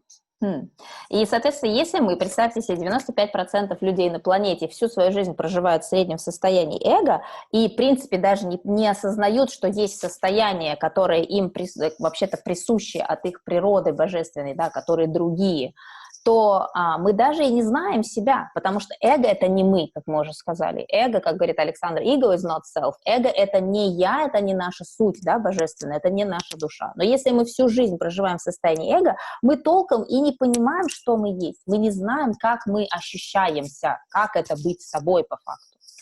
But that's why, you know, all these commercials or movies, how we should be and so on, what we should do, everything is structured in a way like either if you don't have this, then you're not worthy anything, you know, like everything is structured to keep us in that level, because this is where we don't have free will, where we don't create light, like the light is not really expressing through us.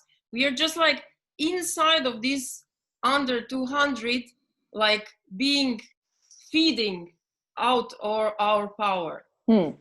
Ну и просто возвращаясь к тому, о чем мы уже говорили, что когда мы большую часть времени проводим на этих вибрациях, все, что мы делаем, и, собственно, системы, которые выстроены в нашем мире теми, кто пытается нами управлять, они рассчитаны на то, чтобы как можно больше держать нас индивидуально и коллективно в этом спектре для того, чтобы мы что? Во-первых, ничего толком из себя не производили, потому что если мы все начнем что-то из себя производить, мы сильно поменяем мир просто вот в секунду.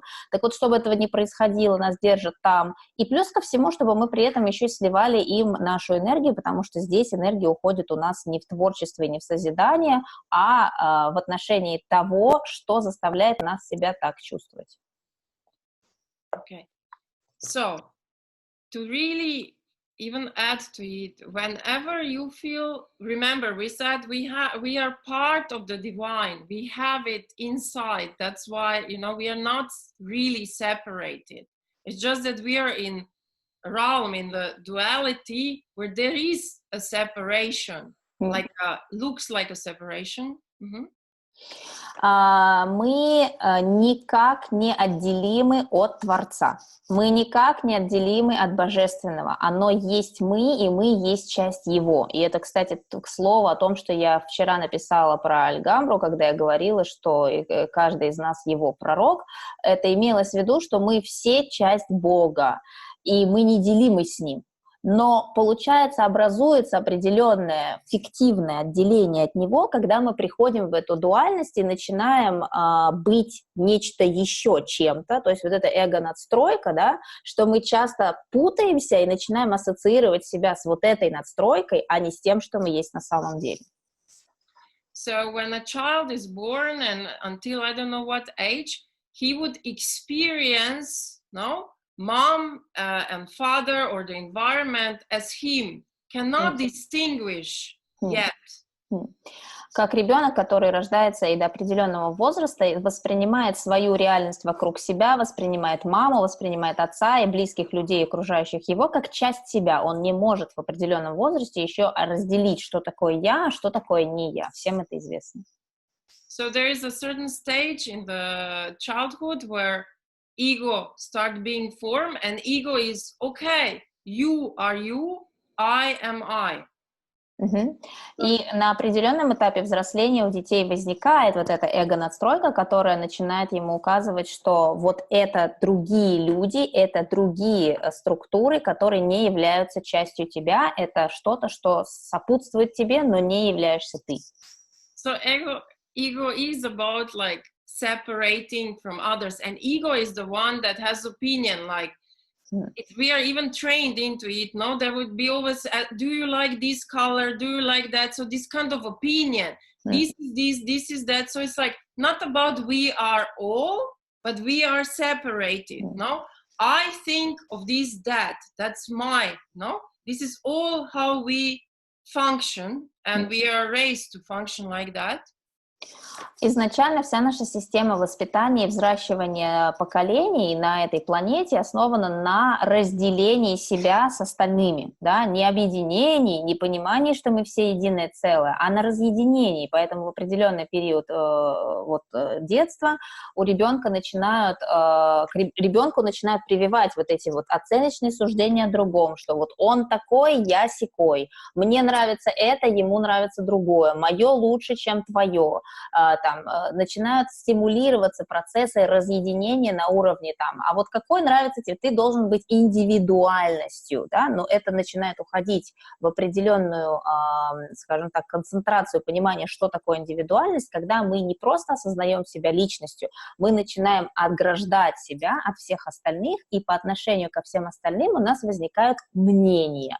Мы начинаем оценивать других, хороший он, плохой, нравится, не нравится, лучше у него, хуже у него, чем у меня, в этом ключе. А вот то, что касалось вопроса, который писали в чат по поводу, зачем вам наши негативные эмоции, они же тоже от света, не все те, которые занимаются системой в этом мире, происходят оттуда же, откуда происходим мы, и не всем им для энергии и процветания нужны высокие вибрации. Многие из них питаются низкими вибрациями, поэтому им это и нужно.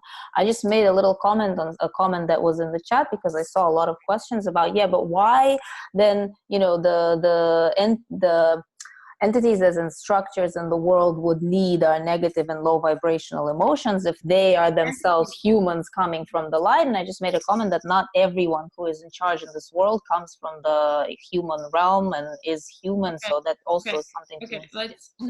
So I just want to say that because how we are raised, so just continue where I stopped, it's easy to forget that we are the divine is in us and we are part of the divine. And that's why I keep on talking about ego, because ego has this opinion of separation. Александр просто лишний раз подчеркивает, что именно из-за того, какая в обществе принята модель воспитания личности человека, это модель, разъединяющая его с его божественным началом, и нам сложнее и сложнее с возрастом становится помнить о том, что мы часть божественного, и мы часть единого целого, потому что наше воспитание с каждым годом все больше усиливает в нас нашу эго-составляющую. And it's exactly, you must know, when you feel guilty and it cannot, like deep down, many people don't know, but they think they can't be even forgiven, no? Yes. And that's why there are so many people who do so much good in life, because deep down they have a feeling that they have to pay off for something that they're so guilty. But there is no such thing. It's like it's the construction of the human. When you feel guilty, it's like, or shame, no? It's like you are denying, like seriously denying, cutting, turning away from the source. You're denying the source in you, because as a source, no, as a divine being, you can't be all that. Когда мы усугубляемся с возрастом в этой модели поведения, когда мы за что-то виноваты, когда нам есть за что стыдиться, когда нам нет прощения, если мы осуществили какой-то проступок, нам невозможно себя простить, это непростительно, это вообще просто, ни в какие рамки, никогда и ни за что. Вот этот подход к вещам часто приводит к тому, что многие люди живут всю свою жизнь в стремлении совершить просто бесчетное количество хороших поступков из этого чувства вины, пытаясь как бы загладить то, что когда-то они себя почувствовали так, что они кому-то там причинили боль, и поэтому теперь они обязаны компенсировать это до конца своих дней. Но факт заключается в том, что такого понятия, как плохое и хорошее, в принципе не существует. И когда мы себя чувствуем виноватыми, и когда нам стыдно, и когда мы чувствуем себя недостойными, в этот момент мы себя полностью отрезаем от того, что есть источник. Мы отворачиваемся от него, мы его отрицаем в этот момент, мы полностью перекрываем к себе канал, который к нам идет от источника, и обесточиваем себя. Вот этим состоянием, потому что это не есть так. And remember, it's a free will. So by own free will, we deny or separate from the divine, because we forget about the soul. We just believe ego is the only one. Only ego knows things. Ego is the truth. Когда мы забываем о нашей божественной сути, когда мы от нее отворачиваемся, когда мы просто перестаем помнить, что мы есть на самом деле, нам кажется, что эго — это единственная истина. И мы полностью ориентируемся на эту единственную истину, которая на самом деле не есть таковой, и таким образом мы себя закрываем в эту ловушку. Поэтому для того, чтобы из этой ловушки выйти, нужно просто серьезно сесть и подумать над всем тем, о чем мы говорим сегодня, в ретроспективе наших реакций и эмоций, потому что во всем этом присутствует, как говорит Александра, этот важный элемент — свобода воли. Вы в любой ситуации можете выбрать другую реакцию, вы можете выбрать, почувствовать что-то другое. Любая эмоция, любая мысль — это выбор, это не навязанное вам, это не созданное кем-то и надетое на вас как колпак, это свобода выбора, как вы реагируете на что-то, в том числе на свои собственные поступки, в том числе на негативные, в вашем понимании, ваши поступки. Вы выбираете в каждый момент, что вы чувствуете и испытываете. So, how to be in the heart? Now, how to not listen only to the ego?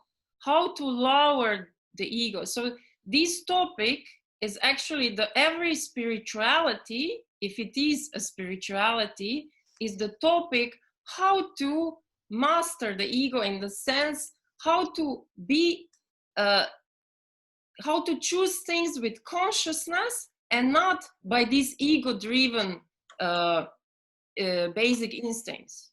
И если говорить про духовность и про практику духовности в этом мире, истинная духовность и истинно духовные практики, они основаны и существуют для того как раз, чтобы ответить себе на вопрос, как я могу приструнить эго-составляющую себя, оставить ее на должном ее месте, не дать ей разрастись, чтобы функционировать и творить из мотиваций, которые резонируют с верхним спектром, с теми эмоциями, с теми вибрациями, которые соответствуют всему тому, что у нас находится в голубом, фиолетовом, розовом и так далее спектрах, вот этих спектрах, да. Потому что когда мы, как я уже говорила и как говорит Александра, когда мы действуем из мотиваций, которые находятся ниже, это не духовная практика, это не про духовность, это не про соединение с Богом, это про эго. So, this is called self-discipline or spiritual discipline. And for example, fasting that has been, you know, in all religions or all kind of ways of spirituality. What is fasting about? It's not really about losing kilos. Если говорить о таком подходе, как духовная дисциплина, да, когда мы вот такими подходами, размышлениями, практиками мы себя постоянно как бы приводим в чувство и ставим все на свои места, то есть эго на своем месте, божественное начало на своем месте, не забываем об этом. В частности, во всех духовных практиках мира всегда так или иначе в том или ином виде присутствует практика голодания. О чем голодание, да, духовное голодание? Это ведь не про то, что нам нужно похудеть, все, что касается постов, да, идет пост и так далее. О чем это по факту? О чем это? Для чего это? So obviously, food, eating, hunger is related to the first lowest chakra, is one of the most basic instincts a human have. When we fast, we decide, we choose to not eat. So we choose and we kind of build, no, the strength to overcome a very basic need, very basic instinct.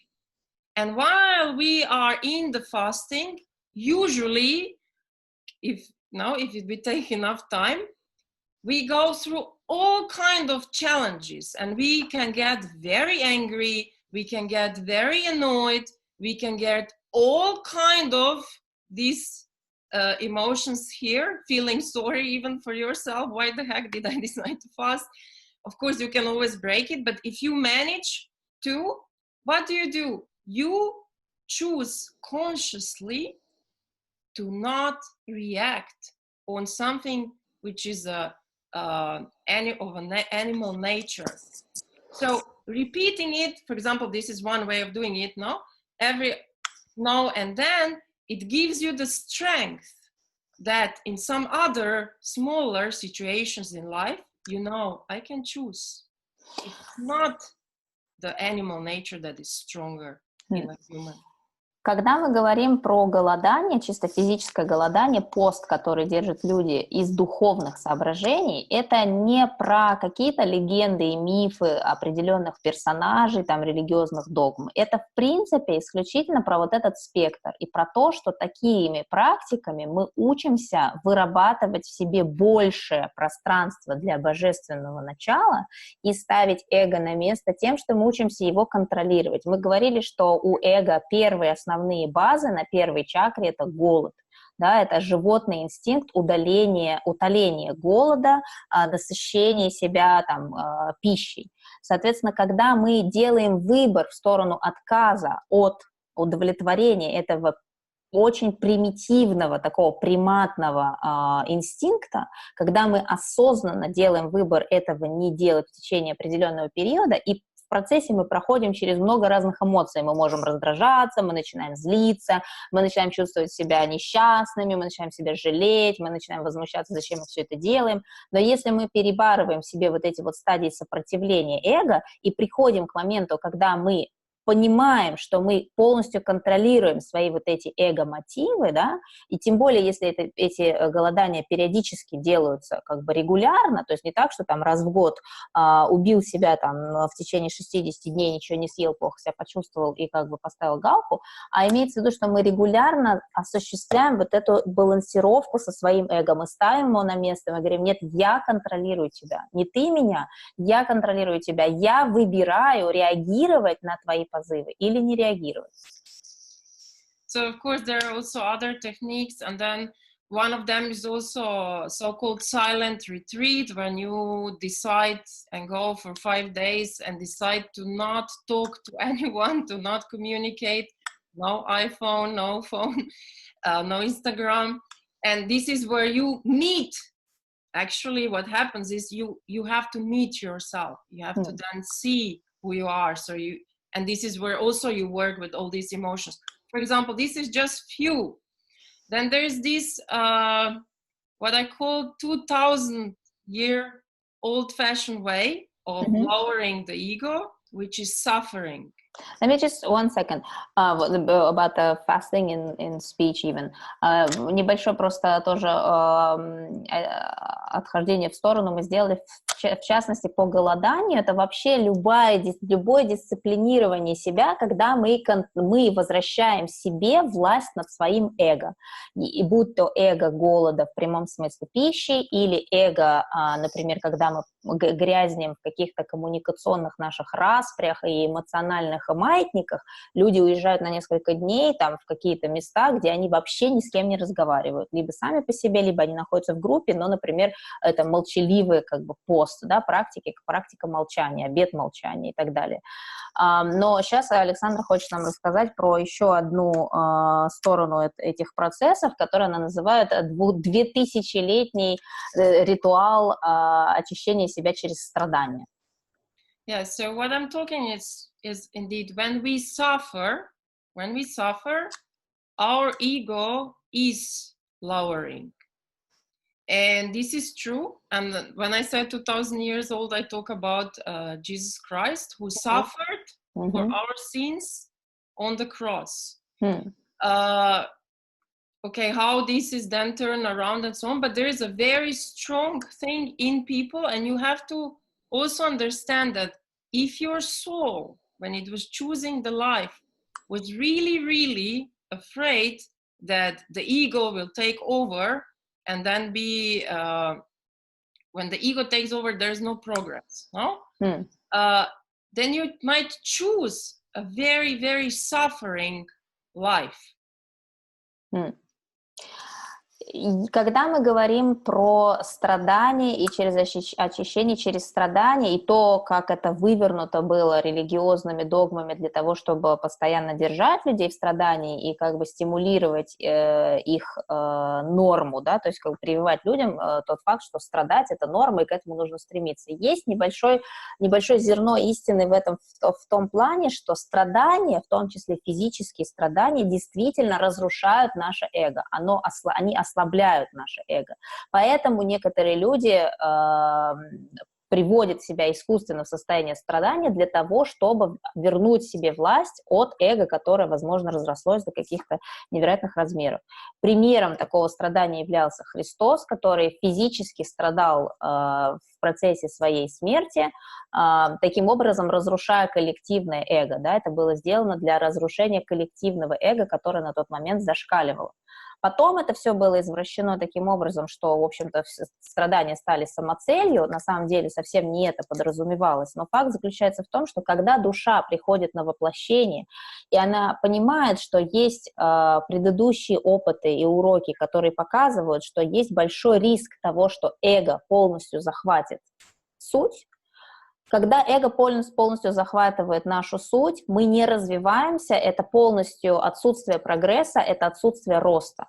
Для того, чтобы это пробить, для того, чтобы это снять, необходимы какие-то травматичные события, заставляющие нас пройти через страдания для того, чтобы разрушить это эго и продолжить расти, и продолжить творить, и продолжить привносить свет через себя в эту реальность. But there is good news about it, and also I called it old-fashioned. So, and I didn't mention where are we as humanity on this scale of consciousness.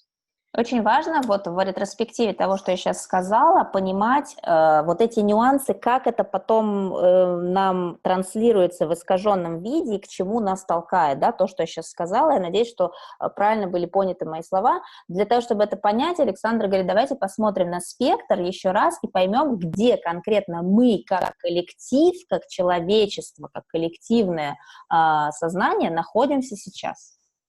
So the good news is that as we talk, we are on 220. 220 – это приблизительно то, где находится большая часть людей. Which is, as you see, above the negative.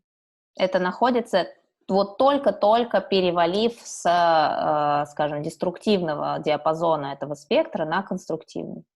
Interesting enough, in the year when the Berlin Wall was removed and when the Soviet Union fell apart, this is where the consciousness rised.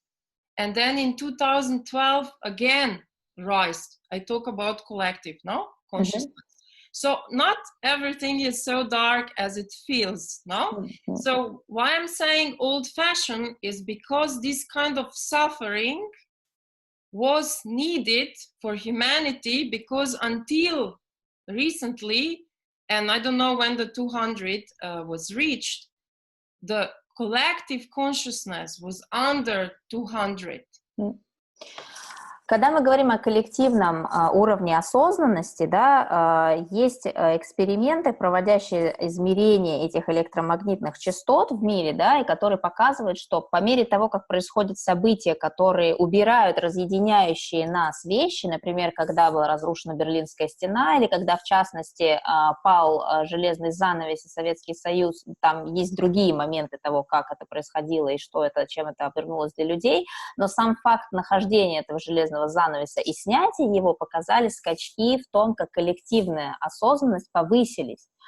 И если вернуться к этой логике, которую Александра сейчас озвучивает в плане того, что страдание разрушает эго, до определенного недавнего момента коллективный уровень нахождения человечества был ниже уровня 200, то есть мы находились в нижнем деструктивном спектре, где доминирует эго, и поэтому вот эти все там темные средние века и много страданий, и войны, и распри, и куча всего происходящего, это страдания, которые разрушали в том числе коллективное эго, помогая нам вот через эти трещины наконец начать пропускать тот свет, который выводит нас на более высокие вибрации, приходить к тому, что есть мы.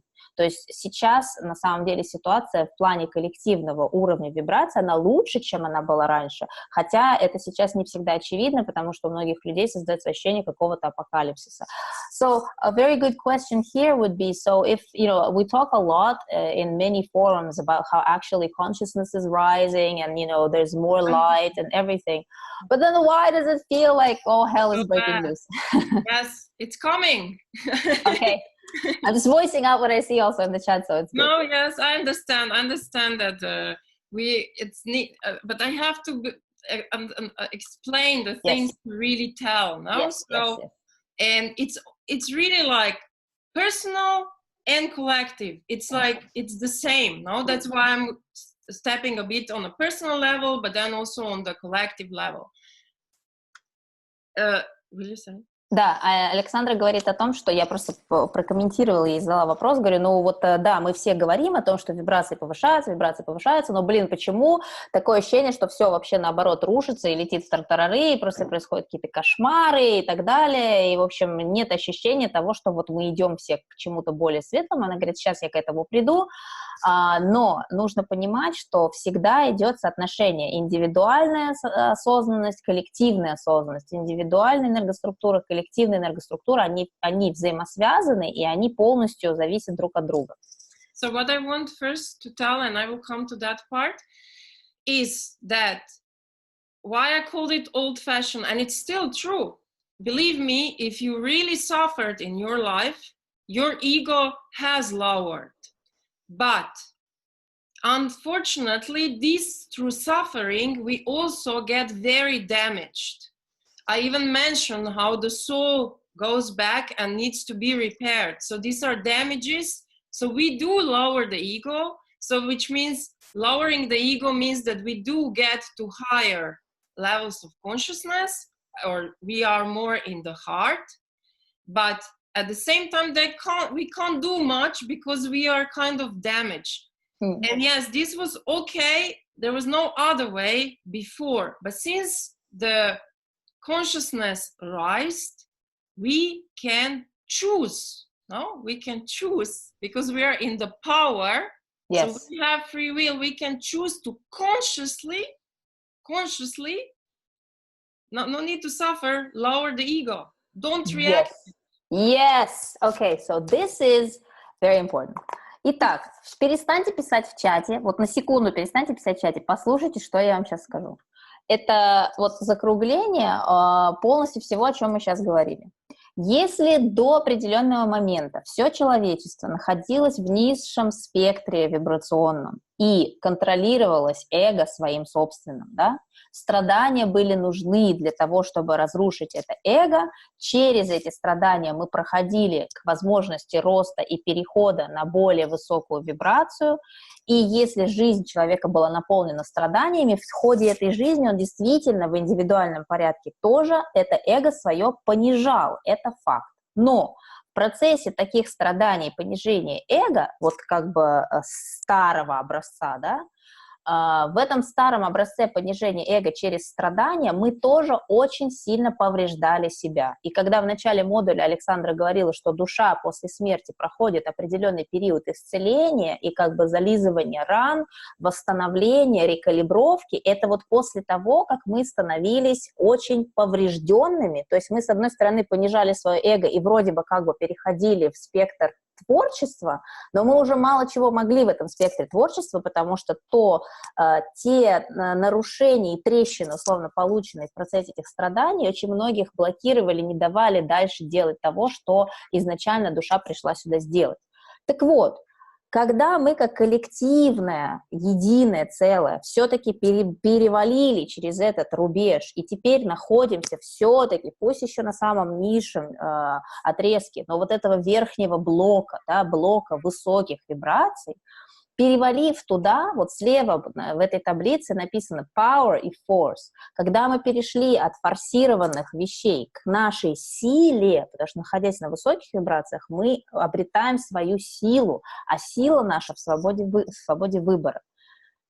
У нас уже нет необходимости использовать старый образец системы понижения эго через страдания. Мы можем понижать свое эго за счет своего выбора. Мы можем выбирать, как мы реагируем, потому что так как у нас возникает вот эта возможность использовать свою божественную силу, мы в меньшей степени начинаем зависеть от тех контролей эго, которые у нас установлены на каждом углу. Мы можем выбирать в каждой конкретной ситуации, быть реакционными и уходить в заряженность, или выбирать что-то другое. Вот.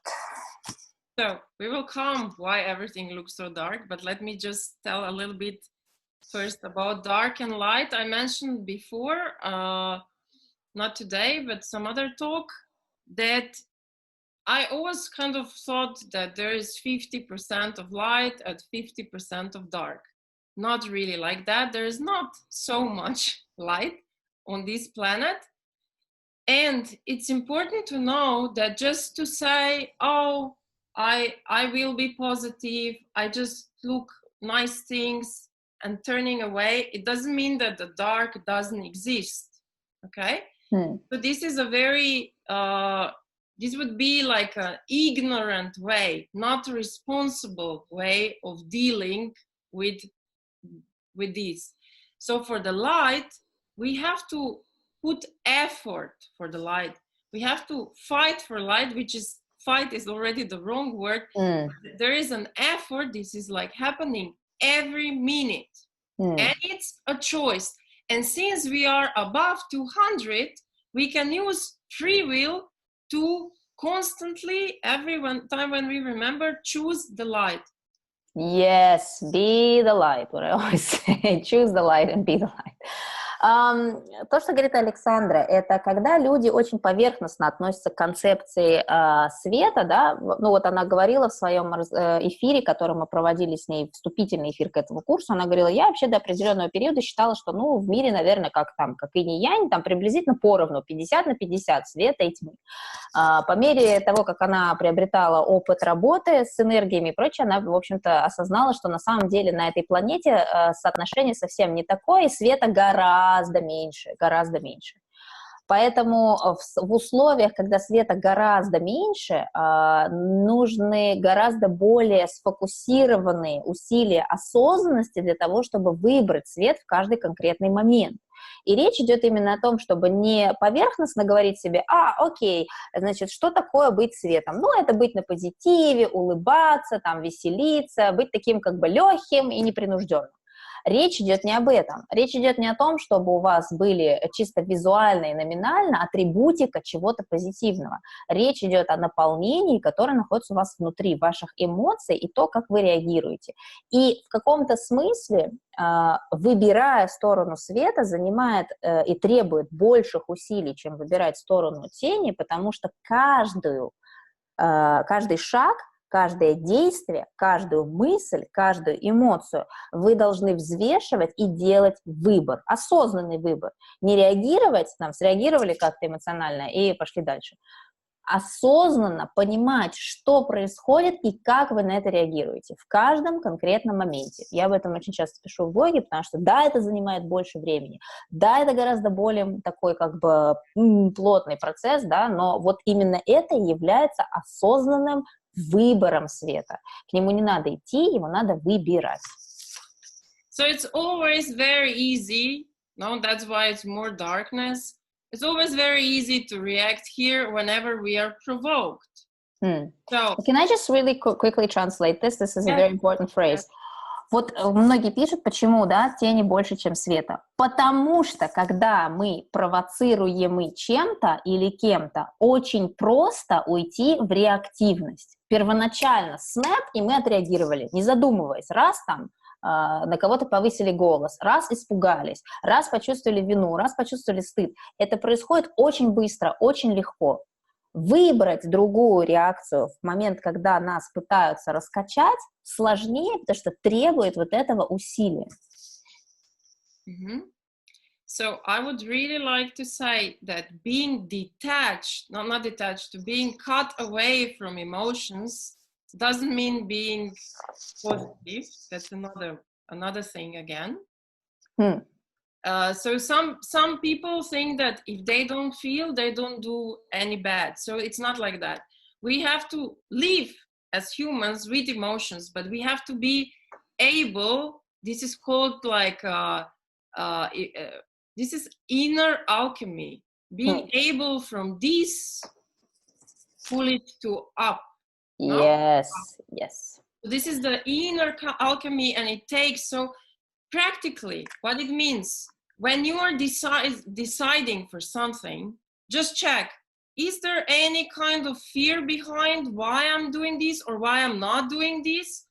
Or how do I feel here about it? That would be one example when there is no challenge. If somebody challenges you and it's really, really something that you could really just return from somewhere here, anger or I don't know what, and like any kind of, no? At that moment, you stop and you're like, okay, if I want I am confronted by dark, but I choose light. How do I turn it into light? It doesn't mean I turn away and oh no, this is not the thing. No, this is not a way to bring light here. But do something which is from love. If you know that you want to react anger is always feeling of no power, then you say to yourself, wait, I do have power, I do trust myself, I know I can react in a better way. So it's a lot of work with you first to interact in the right way. Совершенно справедливо в чате пишут, что ад мы сами создали себе. Ад, он здесь, он на земле на самом деле. Ада в таком другом понимании, он существует, но это немножко вообще другая вещь, в другом измерении и так далее. Но вот о чем говорит Александра. Она говорит о том, что когда у нас происходят вокруг ситуационные цепочки, и мы даже вот раз, хоп, соскочили на эмоцию, на реакционность, как бы не подумали, не осознали, не прочувствовали, что-то испытали, какую-то из этих более низких эмоций, которые стоят за нашим там действием или поступком или словами, остановитесь в этот момент, поймайте себя в этот момент, осознайте, что вы сейчас реагируете, да, ведь очень сложно избежать полностью реакции. Реакция, она так или иначе может проскакивать там всегда, да, но вот в моменте вы поймали эту реакцию, остановитесь, замрите в этой ситуации, отойдите от нее и подумайте, окей, я сейчас реагирую, исходя из эго, но у меня есть свобода воли, я себе доверяю, и я знаю, что я часть этого божественного источника, у меня есть возможность другого выбора. Как я могу в эту ситуацию привнести свет? Чем? Как я могу развернуть свое состояние, что я могу выбрать, думать и чувствовать в этой ситуации, чтобы привнести сюда свет? На какую эмоцию я хочу поменять свою реакцию? Да, это вот то, что она называет внутренней алхимией. Это сложные процессы. И эта осознанность, она находится в моменте. В каждом конкретном моменте это осознанность. Это не просто какая-то концепция осознанности в жизни. В каждом моменте это осознанность, в моменте этого выбора. И вы меняете, откуда, на что вы можете перейти с этого низшего спектра в верхнем спектре с помощью своей свободы выбора. И в чем это будет для вас проявляться, с помощью каких слов, каких поступков. Но не просто номинально слов поступков, а прочувствовав ту эмоцию, на которую вы можете выбрать и себя перевести. Yes. And for example, I guess nobody really wants wars in the world. Nobody wants all the horrible things that are happening daily, but they are still happening. And yes, we can feel very, what can I do for that? No, this is this. So we have a chance, no? Like, let's just look here. So by being above, no, the 200, you don't need to even talk to anyone. You cannot even preach or anything, no? You just take care for your inner conflicts, for your ego or no ego, no? For your animalistic nature to be in balance or to be in a self-discipline, and you are automatically rising the consciousness of all of us. And here is the example. Now, one individual at level 300, so it's not so much, pulls 90,000 individuals to be above 200. So whoever is above, you know, it doesn't create more of the dark, let's call it, no? Yes. And then 400, which is reason, no? We didn't really go into, because this would be another course, how each level. One individual, one person to be in average, no? An average per day on 400 pulls 400,000 individuals above the level.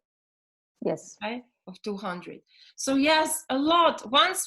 If we can have self-discipline for our first, second, third chakra, and we will talk also about how to not be interfered there and pulled down. So, and we can step out of the victim consciousness, start using free will, get this balance, we can change the world. And this is what we're doing. Окей. Итак, кто помнит замечательную песню «Сияй» Саши Зверевой «Мы повышаем вибрации Земли»? Товарищи, мы фактически, физически повышаем вибрации Земли и всего нашего коллектива. Как мы это делаем? Когда вы считаете, что, ну окей, ну вот я буду весь такой осознанный, значит, заниматься изысканиями в каждый конкретный момент, там, какая-нибудь бабка рядом с подъездом меня проклянет, а я в этот момент, значит, буду менять свое раздражение на принятие, на благодарность, на любовь к ней, на то, что мне захочется ее обнять, и на уровне душ мы обнимемся, и все будет классно. Вот я буду весь такой осознанный, ну что я вообще один могу, да, потому что, естественно, понятно, что все мы живем этим ощущением и осознанием, что никто не хочет войн, никто не хочет никаких кошмаров, никто не хочет, чтобы в мире происходили все те вещи, которые происходят, тем не менее, ежедневно, да. Как это может вот поменять один человек, тем более находясь вот в этом постоянном своем процессе осознанности и перекручивания одного на другое? Посмотрите вот на эти цифры, я вам сейчас их вслух озвучу, вдумайтесь в это. И почему, когда я все время вам говорю, занимайтесь собой с точки зрения своих вибраций, вы будете влиять этим на всех остальных вокруг себя. И что вы в итоге будете притягивать к себе резонирующих людей на тех же вибрациях, что и вы. Потому что, внимание, один человек, который находится всего-то навсего на уровне 300, кстати, к вопросу о русском языке эта таблица в русском языке есть в интернете, это Дэвид Хокинс, таблица частот эмоций, посмотрите, она есть доступна. Так вот, один человек на уровне 300, это только-только вот человек перешел из этого низшего спектра эго, да, в творчество, как бы в состояние божественного я, вот на самом только-только вот там, где смелость и нейтральность. Но тем не менее, один такой человек, can we go back? Yes. Вот это 300, это вот нейтральность и как бы желание созидать, вот это вот состояние самое такое как бы первоначальное. Вот такой один человек подтягивает на свой уровень 90 тысяч других людей. Что это значит? Не то, что он вот в моменте, когда он это испытал, а если этот человек в принципе живет более-менее в среднем на этом уровне, 90 тысяч человек, которые жили на низких вибрациях, он подтянул за собой. Один человек, который живет на уровне 400 приблизительно, да, это где уже начинается определенная разумность, да, как бы разумность, творческая разумность, он перетягивает и подтягивает на сторону более высокого спектра 400 тысяч людей, которые до этого находились на низких вибрациях. Один человек в состоянии принятия 500, да, подтягивает 750 тысяч через этот рубеж. Мы, каждый из нас, если мы в среднем находимся на этих частотах, мы подтягиваем огромное количество людей, и таким образом мы действительно меняем этот мир. Это не просто в песнях так написано, это не просто поэтические рифмы для стихов, это физически, квантовая физика так и работает. Спаси себя, спасутся тысячи. Вот эта таблица, вот так она и выглядит. Поэтому в этом плане истина, да, там Иисусова и так далее, она об этом, она о том, что чисто физически занимайтесь выводом себя в верхний спектр и находитесь там постоянно через вот эти моментные проработки своей осознанности, и вместе с вами будет подниматься весь окружающий вас мир. С меня уже 3 пота сошло. I'm just saying that I'm like really... Yes, and it really is true. And the thing is, to realize that one person is not helpless. Because this is really micro, macro. If yes. I am having inner peace, if I can be in a self-control of the let's say negative emotions, I can contribute every single day, every minute. This automatically means I am not a victim of everything that's around me. Exactly. В целом, мы же все время говорим, что выход из низшего спектра в этот верхний спектр – это выход из платья жертвы в состояние человека, который творит, да, в состоянии Творца, в единении с Творцом. Поэтому нужно понять, когда мы говорим, что каждый из нас часть Творца, каждый из нас значим, каждый из нас меняет реальность. Каждый день, занимаясь сугубо там своими реакциями на свои событийные линейки, мы выбираем уйти из этого платья жертвы в состояние Творца, мы подтягиваем за собой столько тысяч людей, которые по всей планете начинают так или иначе получать стимул тоже выбирать другие вещи в момент реакции на что-то, и мы таким образом общее платье жертвы снимаем, о чем мы говорили на первом модуле, когда сейчас человечество выходит из этого состояния платья жертвы, поэтому обостряются процессы жертвенности, ситуации жертвенности, и мы очень много видим вокруг и в СМИ, и везде, вот все, что там всех угнетают, все несчастные, там все плохо. Это как обострение определенных моментов на выходе, да? So I will now make a step further, which is like answering why everything looks so bad. Yes, we have about 25 minutes left until we finish the 3-hour block for today. So when you go through this, then should we go to some questions at the end? Is there a lot more? I would really like to explain this part because then we can do some work. And one of them is meeting your inner child, where we actually can accept ourselves. Yes, okay. And the other one, which is part of what I'm going to say now, is to declare our sovereignty. And I think it's quite crucial, and especially to do it on the darkest day. And I would also like to say that on 26th of December, there is a solar eclipse, which is also the moment, no, the eclipse is the moment when the light is gone. Oh, it's void of light. So we are really in a very strong, let's say when we saw yin yang, we are in the darkest dark. But this is the moment to choose the light. Heat of the light now can bring it. And we are actually, this is every person, through everything I explained by now, should be aware that you alone can bring in the light whenever you choose. If it's too dark, just say light. I want light.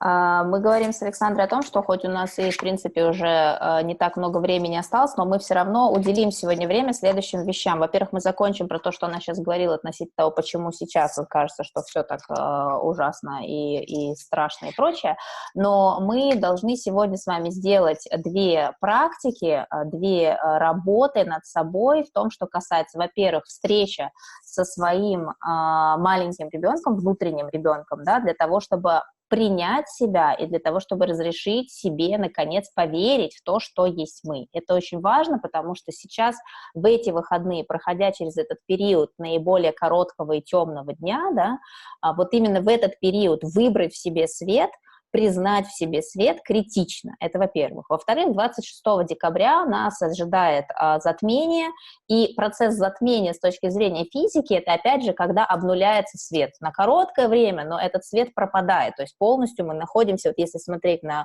фигуру инь-янь, да, с вашей стороны это будет вот так, нижняя часть вот этого темного инь, где есть небольшая точка светлого, да, вот мы сейчас в течение этого года находимся вот в этой части этой схемы, и именно в этой части этой схемы в 1000 раз важнее выбрать свет. И Александр говорит о том, что даже в ситуациях, когда нам кажется, что вот в нашей индивидуальной жизни что-то там совсем темно и все рушится, мы можем выбрать свет хотя бы просто тем, что мы просто говорим слово «свет», и мы говорим я приношу сюда свет, я пускаю сюда свет. Просто повторяйте слово «свет». Даже вот это работает на уровне того, когда мы хотим посвятить этим светом в ситуацию, которая или в период своей жизни, или во что-то большее, там, то, что творится в мире, когда нам кажется, что слишком темно. So I would suggest the questions and answers to have a special session very soon. So you don't need to wait too long.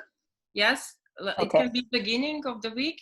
And do this today because although we choose this day and this period for this course, it's actually not easily supported because the dark is very strong and all we felt it. But this is why we choose it too. Yes. Так вот, к вопросу о вопросах-ответах в конце этого модуля Александр предлагает все-таки уделить больше внимания практикам сегодня, а сделать отдельную именно Q&A, вопрос-ответы сессию в скором времени, а именно в начале следующей недели, отдельно выделенную, я напишу, когда она будет и как подсоединяться, чтобы вопрос-ответы выделить туда, а сейчас сделать именно эти практики, потому что... Мало того, что сейчас эти практики важны нам на индивидуальном уровне, да, потому что мы проходим эти дни сейчас, и потому что затмение, и потому что солнцестояние и прочее, прочее, дело в том, что все, что мы сейчас делаем, эти практики, естественно, сложнее сейчас дать, потому что темнее сейчас, и сила тени, она сейчас больше, поэтому возникает всякие много нюансов по поводу этого курса, и люди, которые пытаются, но не могут на него попасть, и всякие сомнения и так далее, и разброты шатания, потому что не просто сейчас давать эту информацию, но это выбор наш, и каждого из вас, кто сейчас на этом курсе, принимать и взять эту информацию именно сейчас, именно тогда, когда больше всего не хватает вот этого луча, да, в этот момент. So we talked already in a previous module a little bit that there is governments and then church and egregores and all kind of things that kind of interfere with us and like try to keep us on a certain level because they can let's say get our energy, get our power, and this is where we are victims. So that this is one part, but then there are different theories, so we don't need to like go absolutely being sure into it, but one of them is that we as humans are used by other beings.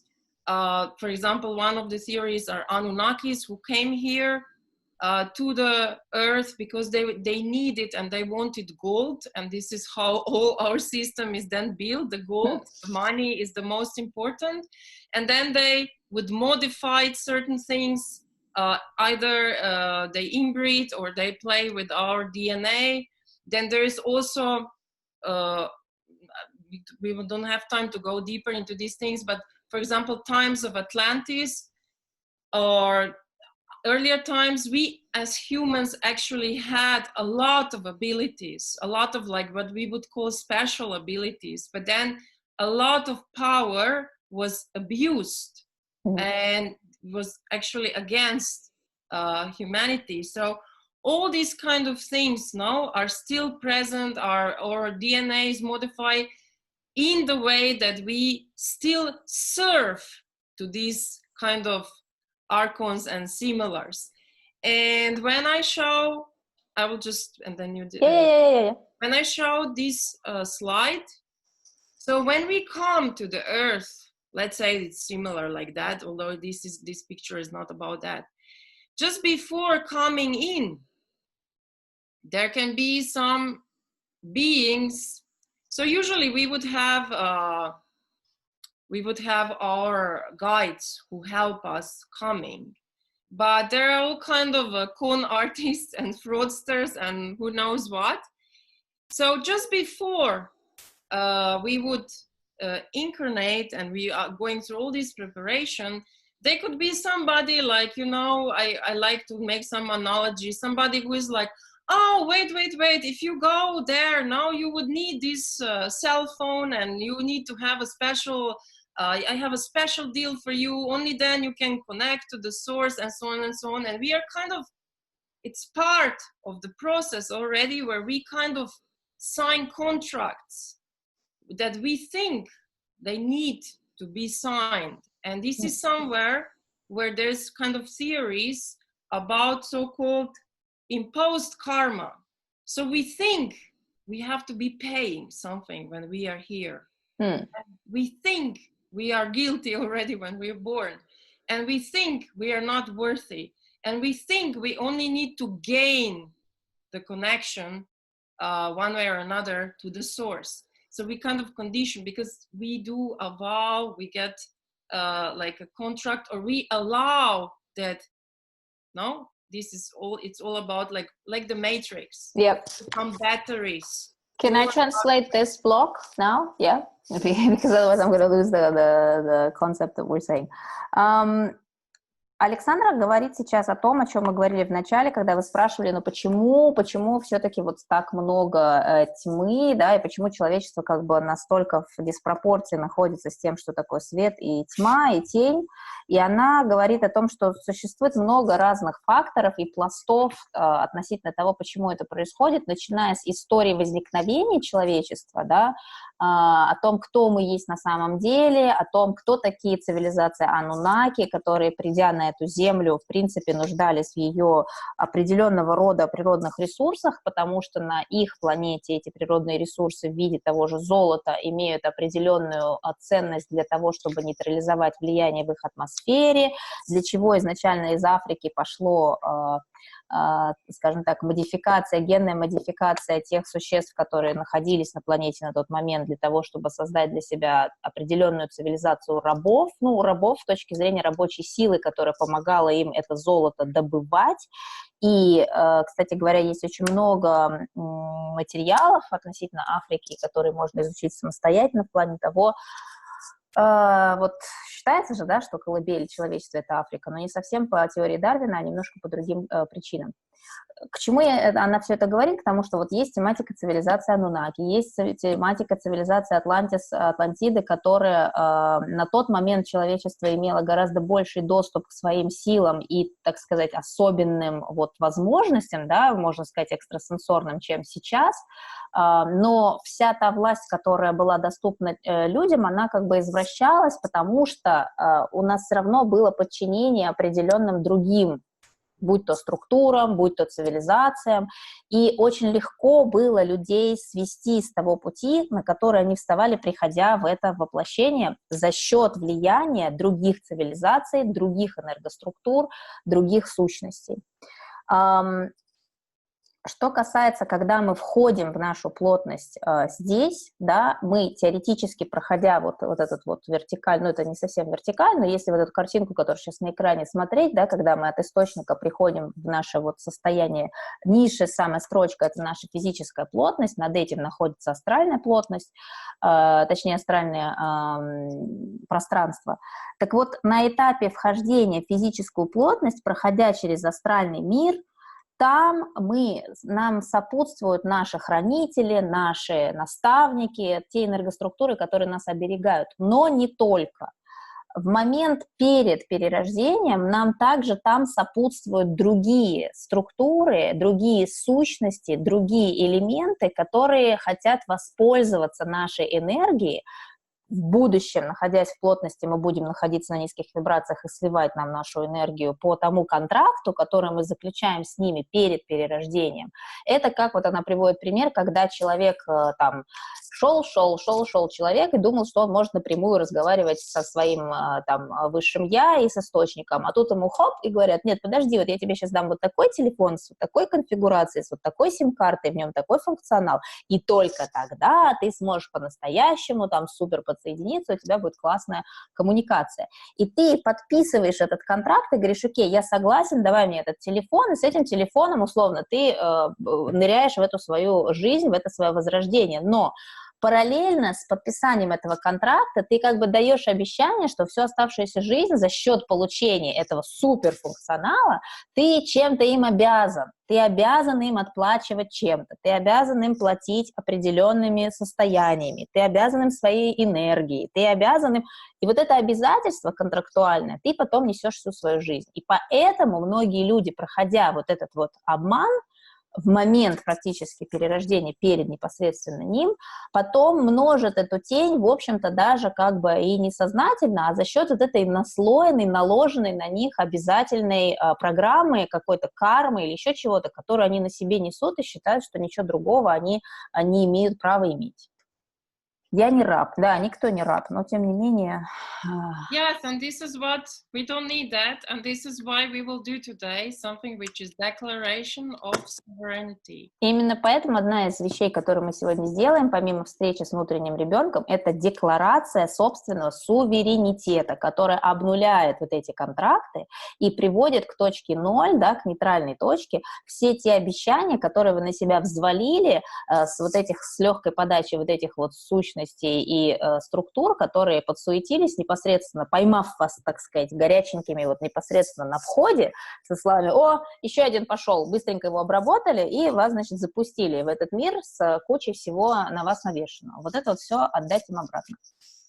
So there are also some kind of scientific proofs that the Earth was not as much tilted as now, so the vibration was very different, and we as humans had really all kind of superhero, what we see in the movies now, powers, and we lived in a different way.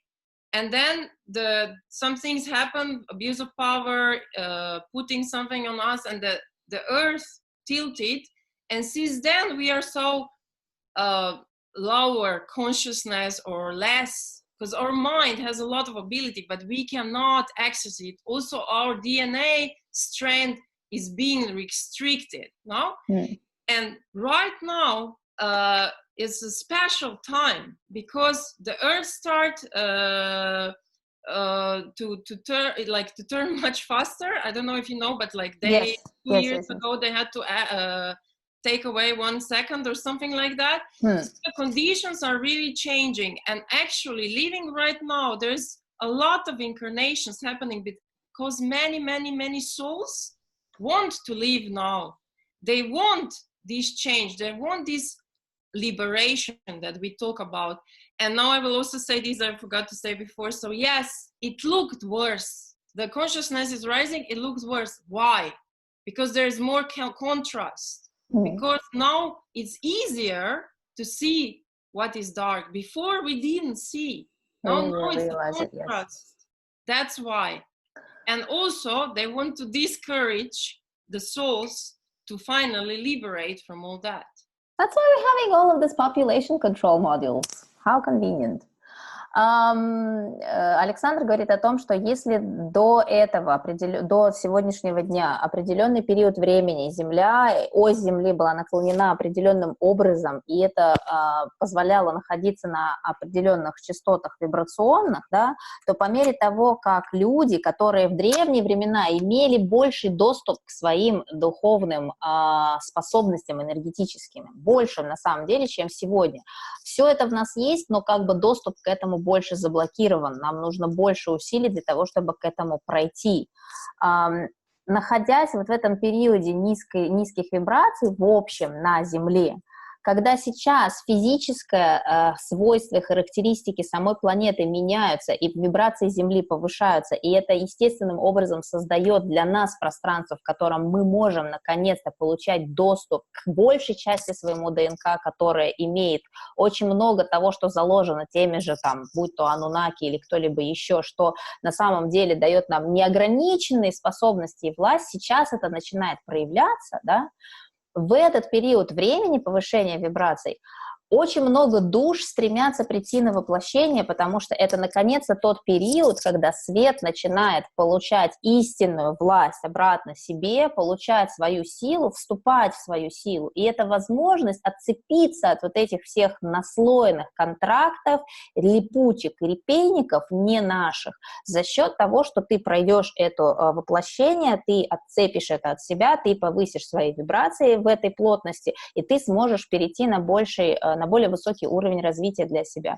И это в том числе взаимосвязано с тем, почему сейчас со стороны тени идет такое сопротивление росту населения, попытка ограничения роста населения. И вообще из серии не надо никому приходить, не надо сюда ничего привносить, потому что чем больше приходит с посылом света, тем больше этот свет расширяется, тем больше, соответственно, он занимает пространство. Момент, который, что there was something else that you added at the end. I just want to say that this is why, no? And so the souls are coming. I said, why is it look so dark? Is because the contrast. Oh, yes, the contrast. И последнее, что она добавила, это то, что в том числе ощущение, что сейчас какой-то кошмар происходит, да, по сравнению с прошлым, это потому что, когда мы повышаем свою осознанность, и мы лучше понимаем, что такое свет и тьма, на контрасте тьма видна лучше. Когда мы все сидели в этом болоте по уши, да, там несколько сот лет назад, ощущения совершенно другие были, восприятия реальности, мы просто не воспринимали это как тень. То, что сейчас происходит, воспринимается в большей степени как что-то более такое травматичное, потому что просто на контрасте света-тени это более явно проявляется. You can see that now we can face all these dirty things, secrets that are going on from Weinstein to Epstein to, I don't know, all these kind of things, because if it's in the dark, you don't see it. If we are all in the dark, it's all dark. No? Yes, I now just the light starts, so we have to face. It's unpleasant, but it's waking up. And that's why also, like, you always have to understand that whatever we are creating, co-creating this reality as well. And because we are liberating from all these Anunnaki, Atlantis, I don't know, whatever implants we have, that's why in the reality, they're trying to quickly put us chips and surveillance and, I don't know, vaccination and who knows what they put in vaccination, because they still want this control, or even artificial intelligence, no? Yes. And all the Yes. stuff we are using. So we are becoming if the keyboard is an interface for me to use computer, they want to use me as the interface to get whatever they want from the planet. No? Yes. Так вот, граждане, товарищи, все, что мы вот в блоге обсуждаем постоянно на тему того, что сейчас резко обострилась вот эта массовая попытка системы там всех привить в обязательном порядке, всем внедрить чип, всех контролировать с помощью искусственного интеллекта, за всеми установить слежку и прочее. Это попытка остановить процесс пробуждения, остановить процесс активизации нашей ДНК, той части, которая до этого была заблокирована, потому что никто не хочет терять нас как ресурс, через который они имеют доступ к энергиям, к ресурсам этой планеты и прочее, прочее. Поэтому сейчас вот эта массовая истерия на то, чтобы не дать людям стать полностью на 100% потенциалом тем, которым мы являемся. Вот о чем это в том числе. Yes. Yes. So. Дойной коровы, да. So, let's go to the practices. Yeah. Yeah.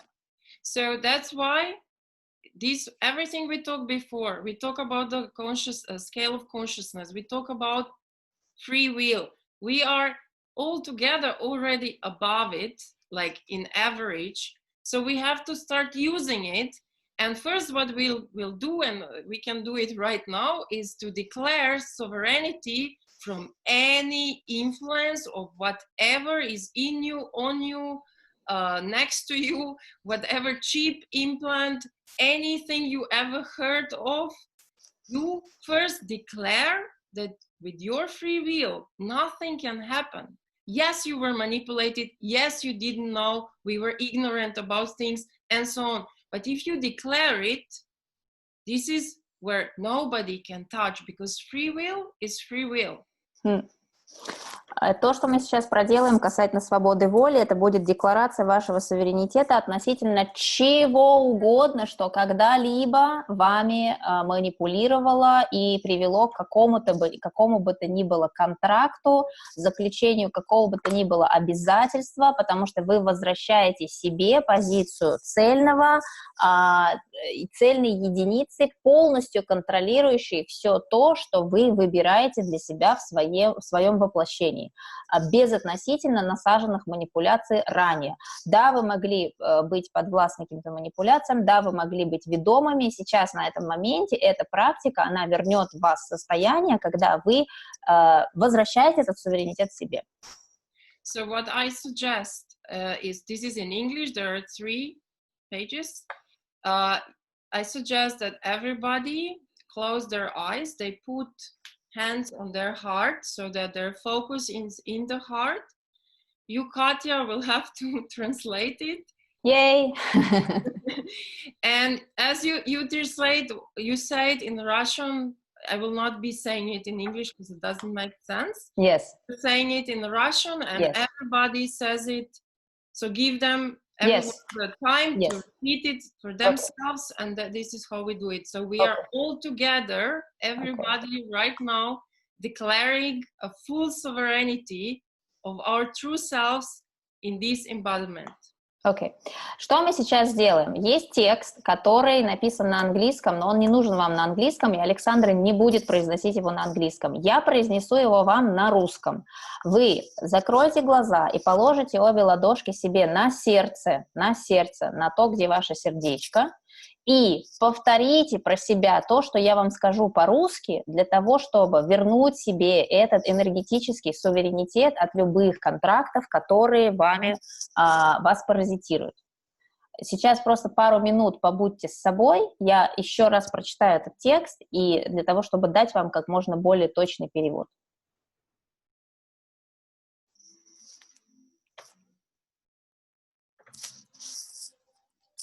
There's music outside, which is like a symphony playing on the street. What? У меня в этот момент на улице зазвучала какая-то симфония. Совершенно непонятно откуда. Ладно. Положили обе ладошки на сердце, закрыли глаза, немножечко пришли в точку нейтралитета с собой и слушаем то, что я сейчас вам произнесу в виде перевода, и как кто может, просто про себя, может быть, не дословно, но хотя бы эту мысль просто повторите. Декларация полного суверенитета моего истинного «Я» в этом воплощении.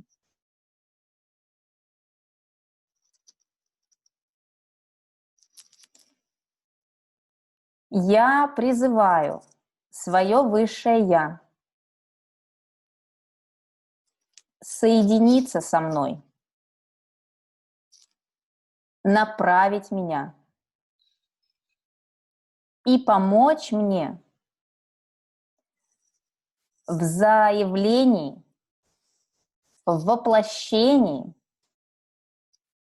и в материализации 100% моего суверенитета, моего существа в этот и все последующие моменты.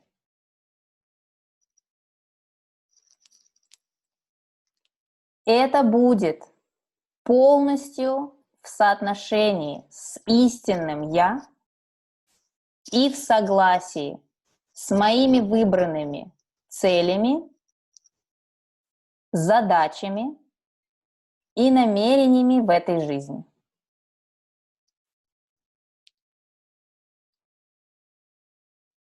Этим заявлением суверенитета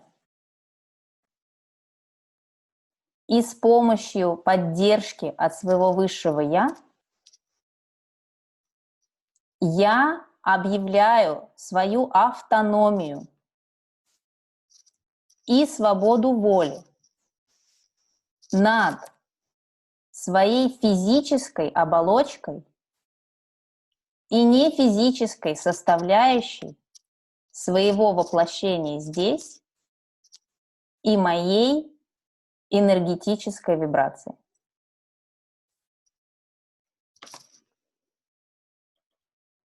Я не позволяю ничему вмешиваться, искажать или задерживать претворение моих задач в этой жизни. Даже если это вмешательство имеет добрые посылы, сделано по ошибке, если оно преследует чужие интересы или откровенно зло. Сюда включены мои намерения, мои действия и мои попытки, которые ограничивают, разъединяют, отвлекают манипулируют, обесточивают, травмируют, доминируют, контролируют или питаются любой частью моей энергии и моей осознанности. Я отрицаю и отцепляю от себя любое подобное вмешательство, требуя, чтобы его влияние на меня прекратилось немедленно, включая любые манипуляции, которые были созданы, чтобы обмануть меня на момент заключения того контракта. И любые манипуляции, которые уведут меня от этой декларации суверенитета.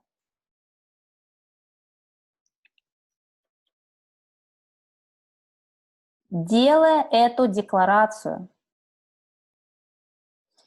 я принимаю на себя полную ответственность за свое «я» и за свои действия. Я возвращаю себе свою силу. Только я могу иметь и претворять в жизнь силу действий и мыслей в своей жизни, энергии, теле и всем том, что я есть.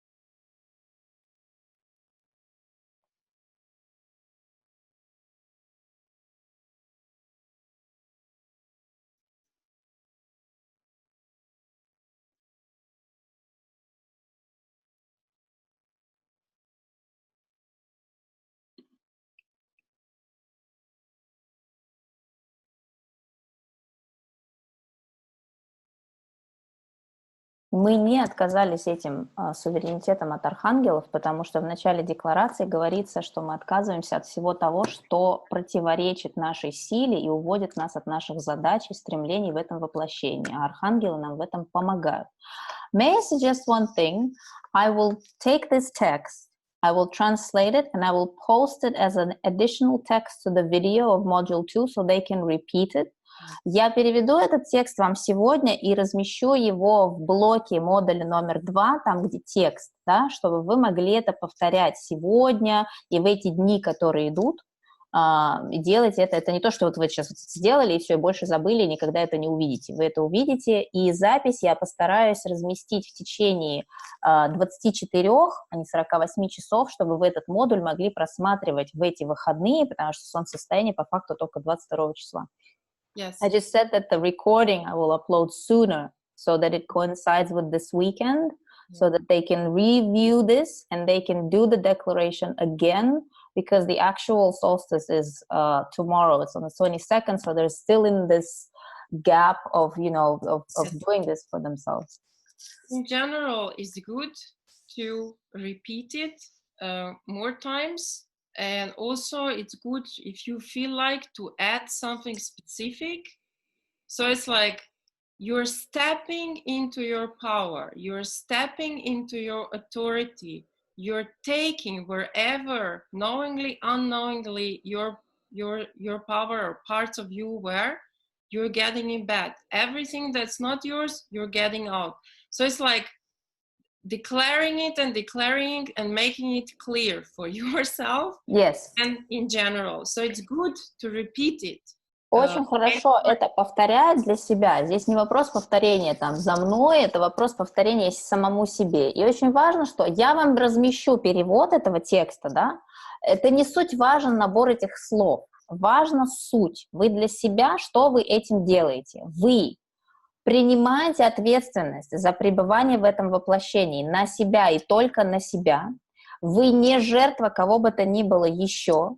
Этой декларацией вы возвращаете себе свою силу и отказываетесь, и отсекаете от себя все те контракты и обязательства, которые по чьей-то манипуляции, и как-то по незнанию вам, по наивности, как угодно, да, по чувству каких-то кармических вещей, неважно, были насажены вам как что-то, что вы должны нести в этом воплощении, и что лимитирует вашу силу, что вас сажает на более низкие вибрации, что забирает у вас энергию, и что мешает вашему творческому пути в этом воплощении, ради чего вы сюда пришли. Если вы хотите перефразировать тот перевод, который я вам выложу, перефразируйте его. Если вы хотите добавить что-то туда, чтобы вот именно вам хочется по вашей конкретной ситуации что-то добавить, добавьте. Главные принципы, вот этот принцип, заявить о своей силе, что эта сила она безусловна, никаким кондициям она не подлежит, никто не может на нее посягнуть, все, кто уже посягнул, идут в сад, просто вот сейчас и с этого момента вперед. Никто другой больше подсаживаться не имеет права, границы четко очерчены, и вы, неся ответственность за себя в рамках этих границ, дальше с гордо поднятой головой идете по своей жизни и проживаете свое воплощение, как вы изначально хотели. Нормально ли, что слезы градом? Да, у меня пот, например, грядом, потому что через меня идет поток, и я просто уже такая, уже могу Змей Горынычем работать. Но это абсолютно нормально, потому что у вас идет очень сильная энергетическая проработка сейчас, как бы вы сами с собой прорабатываете свои вот эти все штуки, которые вам не нужны. Вот. Okay, so I don't know, do we have time? Yes, we have time. Yes, we definitely have time. So We want to have time, so we have time. We choose to have time. Choose to have time. Александр спрашивает меня, есть ли у нас время на еще одну вещь. Я сказала, что мы выбираем, чтобы у нас было время. Так как мы все здесь со свободой выбора, так что мы выбираем, что у нас есть время. Okay, so what we will do now is like we will do like an exercise. Let's call it an exercise where we visualize yourself. You visualize yourself as a child. If you can't get a picture, you can imagine some photography that you know of yourself. Mm-hmm. To some people, it will go very easy. For some, not. It's not so important to like really see a lot, or is the intention. And this is what I would also like to say here. So because the vibration on the earth has risen and we are closer to our special abilities and so on, things with the free will work very easily now. So when we put intention, there doesn't need to be am I right? Is it correct? The intention is enough. When you put an intention, things will happen. Okay. So, can I just translate this a little bit? Сейчас мы сделаем небольшое упражнение на принятие внутреннего ребенка. Что для этого нужно? Для этого нужно постараться представить себя в виде ребенка. У кого с этим возникнут сложности, вы можете представить себя в виде вот там какой-то старой фотографии вас, когда вы были ребенком, например, да? И, в принципе, неважно, если само упражнение вам как бы, вот в какой-то момент вы почувствуете, что вы не совсем его выполняете, сейчас опять же, с повышением вибраций на планете, свобода воли и доступ к поступкам через свободу воли становится проще. Поэтому, в принципе, даже изначально вашего намерения на это упражнение уже достаточно, даже если вы его там так-сяк, там наперекосяк немножко выполните. Главное, что у вас есть это намерение, изъявление этой свободы воли, чтобы его сделать. К вопросу, кто-то сказал про воинственность произношения декларации, это не воинственность, это четкость ограничения вещей, четкость и ясность расстановки границ. Об этом я тоже очень часто говорю. Поэтому в упражнении, которое мы будем делать сейчас, попытайтесь представить себя этим ребенком, но не зацикливайтесь на вот так правильно, вот так неправильно, а где мне держать руки, а где мне там, куда мне смотреть, как мне дышать. Просто намерение сделайте на то, что мы сейчас делаем, а дальше как бы просто делайте, как это вам отзовется больше всего. So even when I say do this or imagine this and that, if it doesn't happen like that in visualization, is all good. It doesn't need to be exactly like that. Okay? Если у вас в визуализации получаются какие-то другие картинки, не те, что говорит Александра, это абсолютно окей. Как бы то, что идет через вас, резонирует с вами, то оно и должно быть. Yes, everything is right. There is no wrong, no how to. Everything is exactly right. So just feel it and trust. Все абсолютно верно, так как вы это будете делать, просто доверьтесь себе, вы для себя сделаете все правильно. So it is based on visualization. So I would ask everyone to sit comfortably. Again, close your eyes. There will be nothing going on the screen, so please don't write in between as well. And we will start imagining things. Сейчас давайте закроем глаза, на экране не будет ничего отображаться, никаких картинок, схем. Пожалуйста, не пишите сейчас в чат, сосредоточьтесь на себе, закроем глаза. You can also lay if you feel like. Если кто-то хочет лечь, можно лечь. Положение тела здесь не суть принципиально. Главное, просто закройте глаза и уйдите в себя. And please imagine some beautiful place in the nature. Something where it's very nice, comfortable, warm. Maybe some. Для начала представьте небольшое пространство вокруг себя в природе. Небольшое или большое, неважно. Представьте себя в природе, в условиях, которые вам нравятся, вам приятны, в тепле, в комфорте. Красивое место в природе, где находитесь вы сейчас. Какую-то картинку. Для каждого это будет что-то свое. You can be in that place sitting on a bench or sitting somewhere. There's a lot of light. It's very nice and warm and pleasant.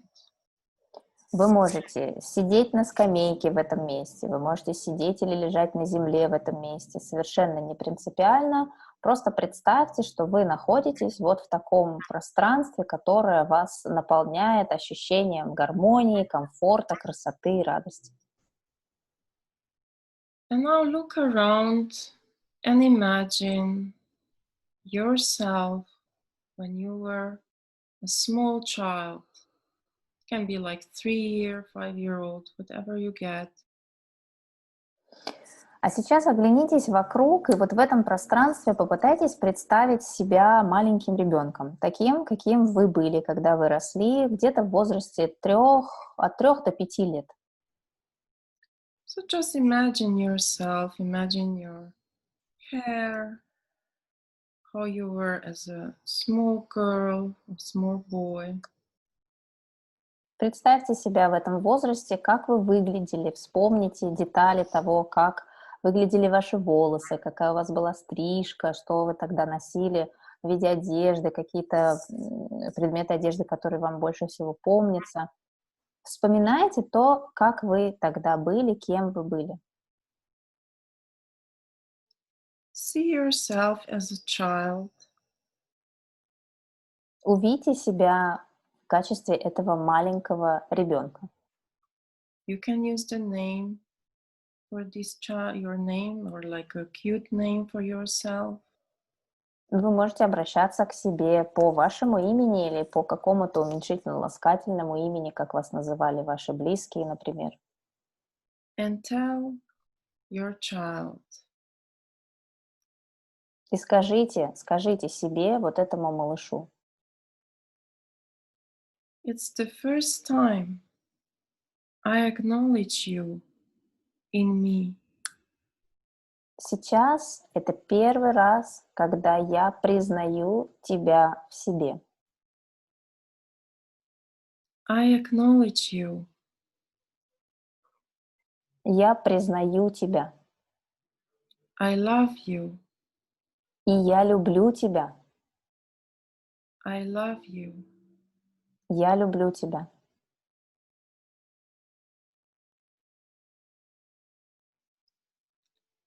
And I want to tell you that I'm sorry for all the heavy experiences you went through. И я хочу сказать тебе, что мне жаль, что тебе пришлось пройти столько тяжелых испытаний за всю свою жизнь. I am sorry for all the hurts, for all the pain, for all the sorrow you've been through. Я прошу у тебя прощения за все испытания, страдания, грусть и печаль, которые ты прожил за всю жизнь. And then ask for permission to your child if you can touch her head, her hair. Спросите у этого малыша разрешение на то, чтобы дотронуться до него, до нее, до волос, до головы, чтобы прикоснуться к себе. And gently stroke the hair, the head of your child. И очень ласково, очень по-теплому, по-доброму, очень аккуратно. Просто приголубьте себя, этого малыша. Погладьте себя по голове, по волосам. And feel love and compassion when you touch the head of your child. И дайте волю своей любви и состраданию, сопереживанию, которым вы наполнитесь, когда вы общаетесь сейчас со своим малышом, с собой. And say it from the heart. I love you. Please forgive me. И из самого сердца скажите себе, этому малышу: «Я люблю тебя, пожалуйста, прости меня». Please forgive me for all accumulated pain. Прости меня за всю скопленную боль, For all the time when I didn't take care of you. прости меня за все те времена, когда я не ухаживал за тобой как должно, For every time I neglected you. за каждый момент, когда я не обращал на тебя внимания и не внимал твоим нуждам, For every time you felt alone. за каждый момент, когда тебе было одиноко. I'm sorry and forgive me for every time I manipulated you. Мне очень жаль, и я прошу простить меня за все те моменты, когда я манипулировал тобой. Thank you so much for being part of me. Я благодарю тебя от всего сердца за то, что ты являешься моей частью. And then ask the little girl or the little boy if you can hug her or him. Спросите у малыша, дает ли он или она вам разрешение на то, чтобы его обнять. And take her, hug her and take her to your lip. Когда вы обнимете себя, обнимете этого малыша, придвиньте этого малыша к себе так, чтобы вы могли прикоснуться к ней губами. And gently hug and stroke the face. Очень аккуратно, очень нежно обнимите этого ребенка, погладьте его, приласкайте его And feel all this love. и просто наполнитесь ощущением безусловной, безграничной любви. And tell her, him, please let go of all the painful memories. И попросите его: пожалуйста, отпусти все воспоминания о плохом, все воспоминания о боли, все воспоминания о страдании. And say again, I love you. И повторите снова: «Я люблю тебя». I care for you. Я хочу заботиться о тебе. I hear you. Я слышу тебя. Thank you for being part of me. Я благодарю тебя за то, что ты неотъемлемая часть меня.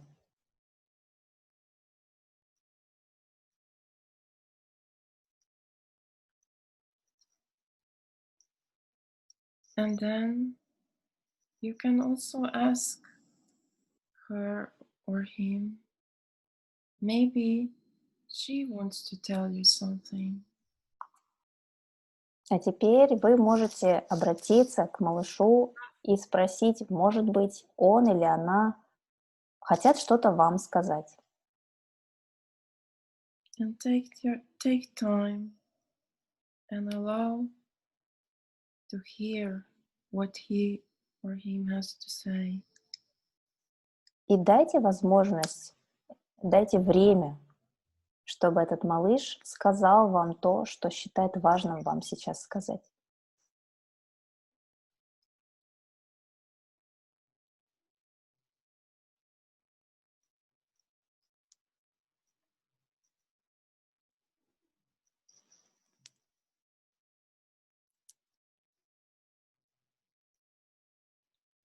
And now say, I acknowledge you from now on, and I hear your needs, and I act upon your needs.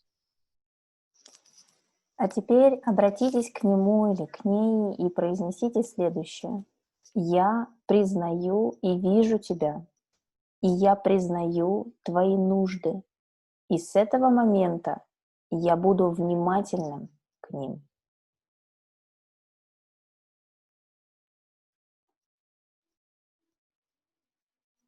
You are safe with me. Со мной ты в безопасности. I care for you. Я хочу заботиться о тебе.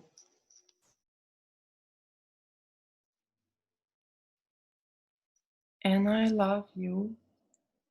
И я No, люблю тебя. I love you no matter what. Я When люблю тебя безусловно.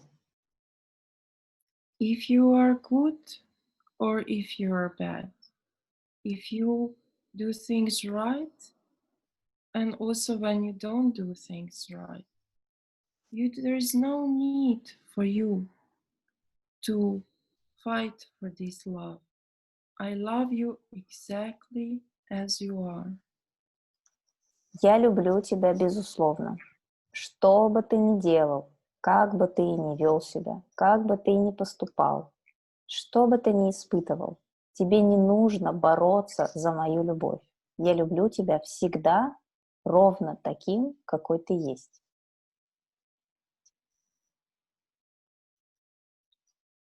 I love you exactly as you are.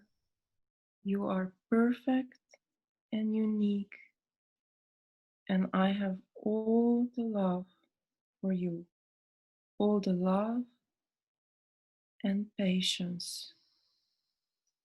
И я люблю тебя именно таким, какой ты есть. Абсолютно всего, со всеми твоими особенностями. Ты уникальный. И вся моя любовь, и все мое терпение полностью твои. Thank you so much for being part of me. Я очень благодарен тебе за то, что ты являешься моей частью.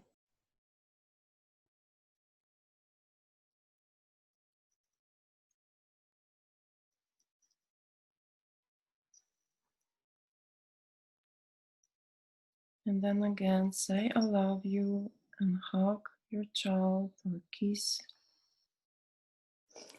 И закончите опять признанием в любви. Скажите: «Я люблю тебя». Обнимите своего малыша, поцелуйте, погладьте по голове. And then imagine that the child is getting smaller and smaller, so small that you can put her or him on your hand. Представьте себе, что малыш постепенно становится меньше и меньше в размерах, как маленький лилипут, пока вы не можете разместить его или ее у себя на ладошке. And take the little girl or little boy and put him or her into your heart. И сейчас вот этот маленький лилипутик на вашей ладошке, вы сможете поместить его или ее прямо к себе в сердце. Put your hands on the heart and tell him or her, you are always in my heart. Когда вы поместите этого лилипутика к себе в сердце, положите обе ладошки себе на сердце и скажите: «Ты всегда в моем сердце». And I always hear you. И я всегда слышу тебя. And I always act upon your needs. И я всегда, всегда внимателен к твоим нуждам.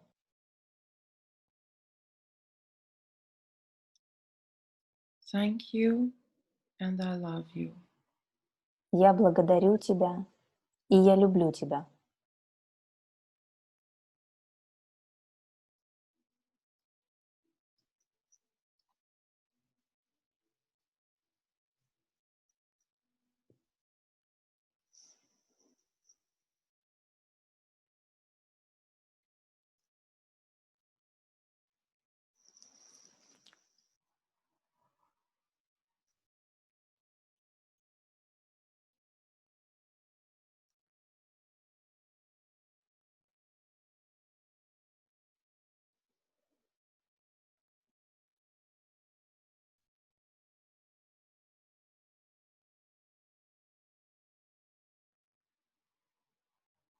And slowly, slowly come back. And when you feel like, open your eyes.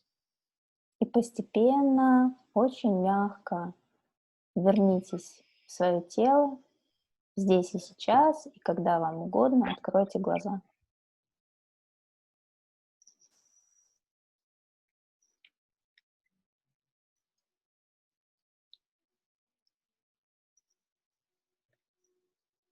That was beautiful. That is very similar to the practice of Ho'oponopono, no? It is, it is. I mean, the concept of inner child, it's combined. Yes. Everyone is saying that they're like completely torn into tears, but good type of tears. Yes. Good type. So the meeting of inner child, there's different ways, and I combined it with the Ho'oponopono way where you also express this gratitude. Yes. Александр как раз говорит о том, что метод Ho'oponopono, который известен многим, она сочетает элементы оттуда с энергетической проработкой, которую она делает в это время, пока мы все проговариваем это и сонастраиваемся с ней. So what I didn't mention at the consciousness level is that everything we read, every music we listen, every movie we watch is also somewhere on the consciousness. So we want to choose things that are above 200. Yes, which is very important. Александр говорит о том, что все, что мы читаем, все, что мы слушаем в плане музыки, фильмы, которые мы смотрим, и не только фильмы, а ужасные новости и прочее, все это находится на той или иной ступени вибрационной, и это то, что мы к себе допускаем. Поэтому выбирайте осознанно, что вы впускаете в свое поле в плане вибраций и посыла. Одна и та же вещь может идти с разным посылом. And Ho'oponopono is a really, really good way that wherever you don't feel good, you can raise your vibration. And especially now after what we did, so like you can just repeat these 4 things. Thank you. I'm sorry. Please forgive me. I love you. Да, спасибо, прости, благодарю тебя, прости меня. What was the thank you? I'm sorry, please forgive me. I always mix up the I two love of you. them.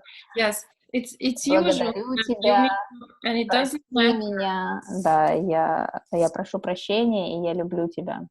Эти 4 основные, в принципе, в Хохонопоно это 4 постулата, которые можно повторять просто даже элементарно вот такими короткими словами, можно не проговаривать всю цепочку.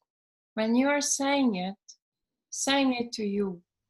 So don't put it out again. So we were also a lot of time through all these kind of strange practices, we always are demanded to be grateful to others.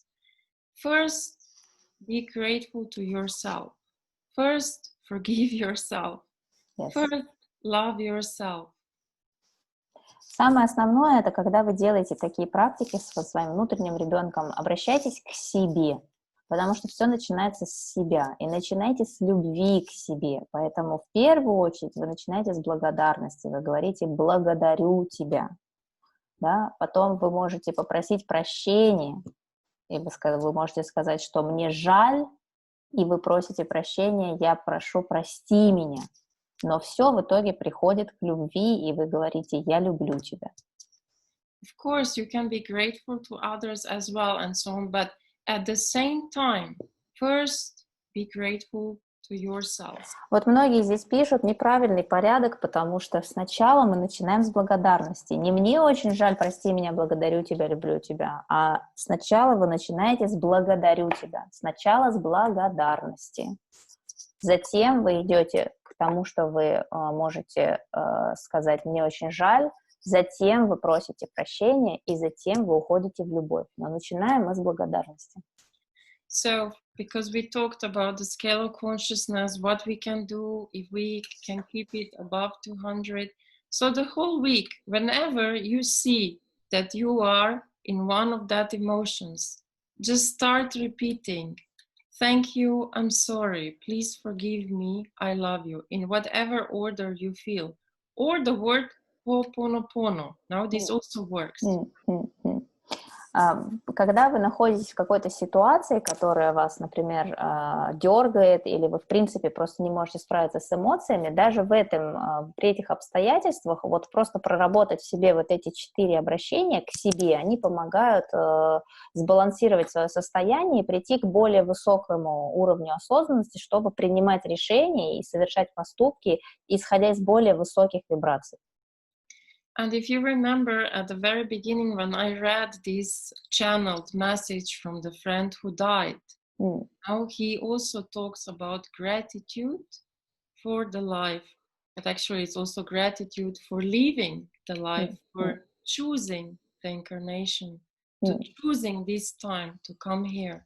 Благодарность большая составляющая высоких вибраций, и Александр вспоминает того друга, который потом после смерти передавал свои ощущения и мысли через ченнелинг, через другого человека. Как раз он много тоже говорил о благодарности за саму жизнь, за возможность проживать ее в этом мире.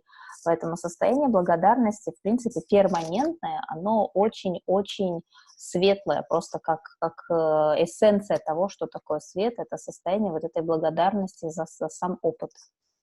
When you feel this inner gratitude, automatically this inner alchemy happens. Nothing can have this strong charge, but this gratitude has to be really related to yourself.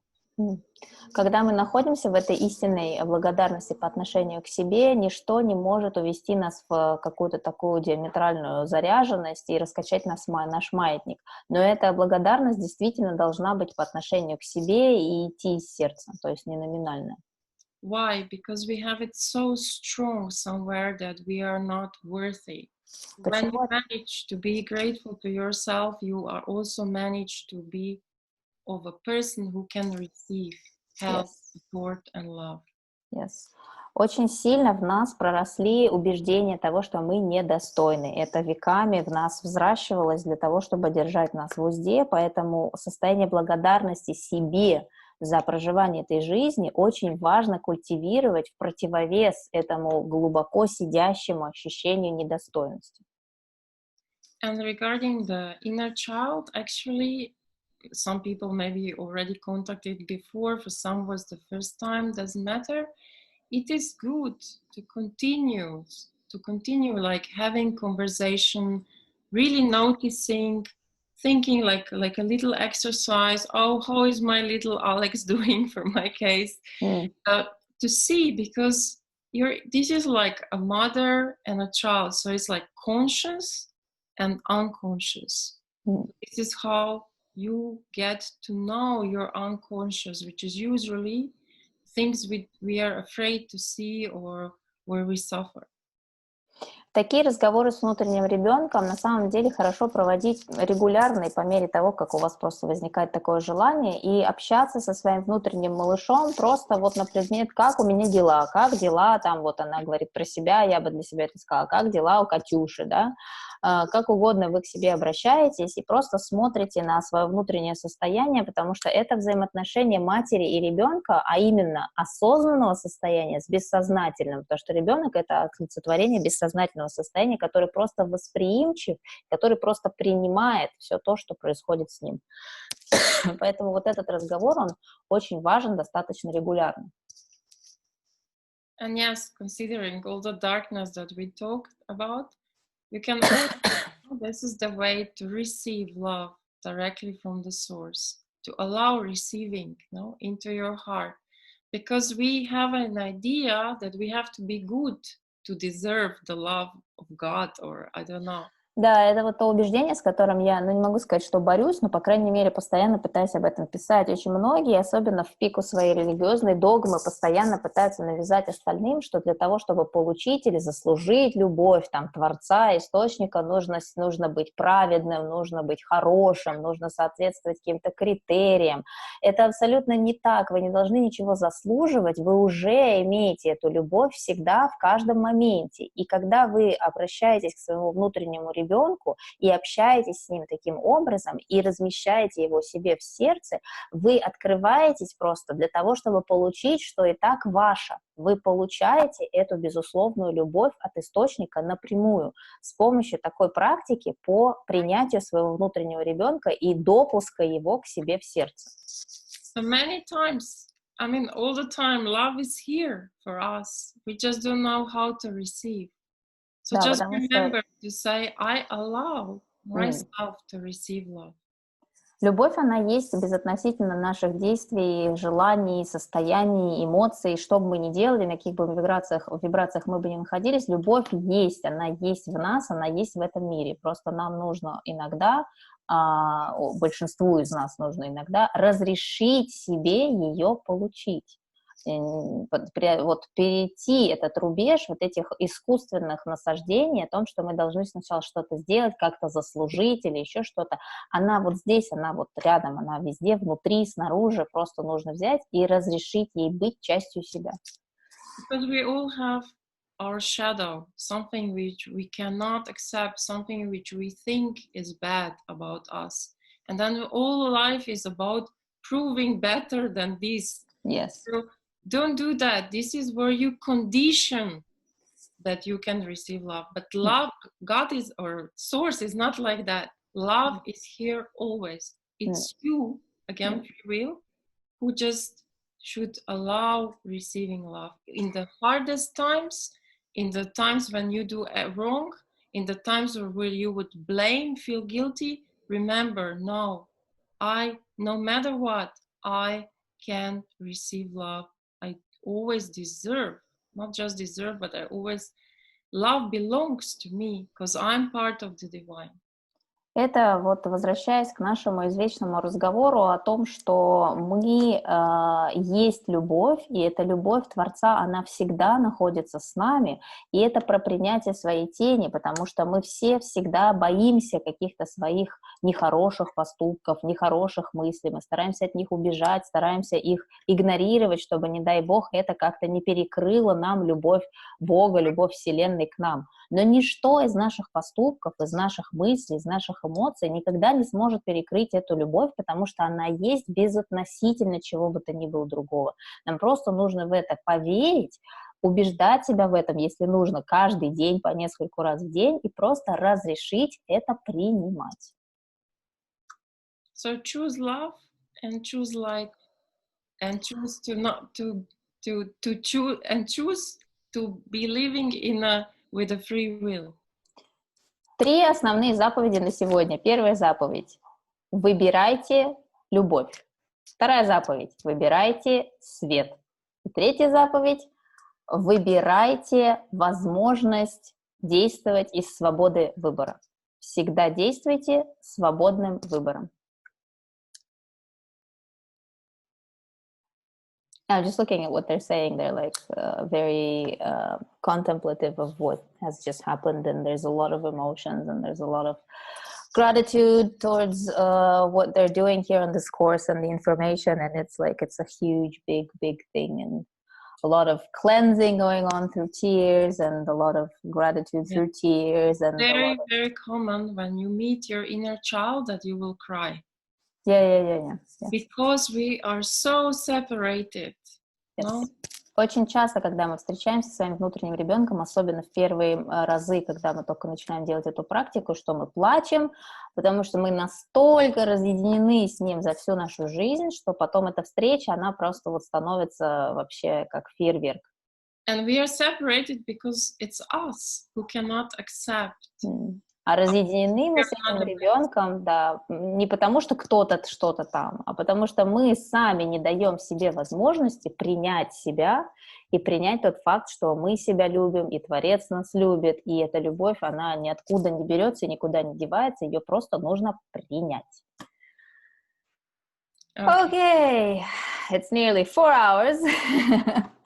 But, you know, we've still, most of us are still here, which is an incredible thing.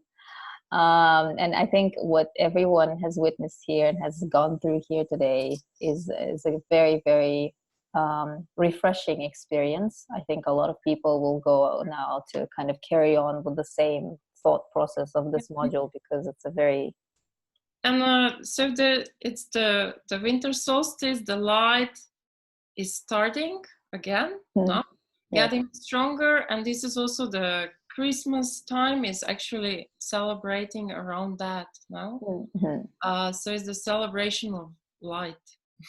Ну, вот мы говорили сегодня о том, что самый темный день в году, но после самого темного дня в году наступает следующий день, когда света становится на секунду больше, а потом еще на секунду больше, поэтому это начало света, и, в принципе, рождение Христа и Рождество, которое начинает отмечаться в разных культурах вот в эти дни и продолжится там в течение нескольких недель, это тоже про торжество света, торжество жизни, поэтому мы перешагиваем через этот темный день и идем в сторону света и в то, чтобы множить этот свет, поэтому мы сейчас начинаем новый виток, новый период для себя, который очень важен, в том числе через эти практики.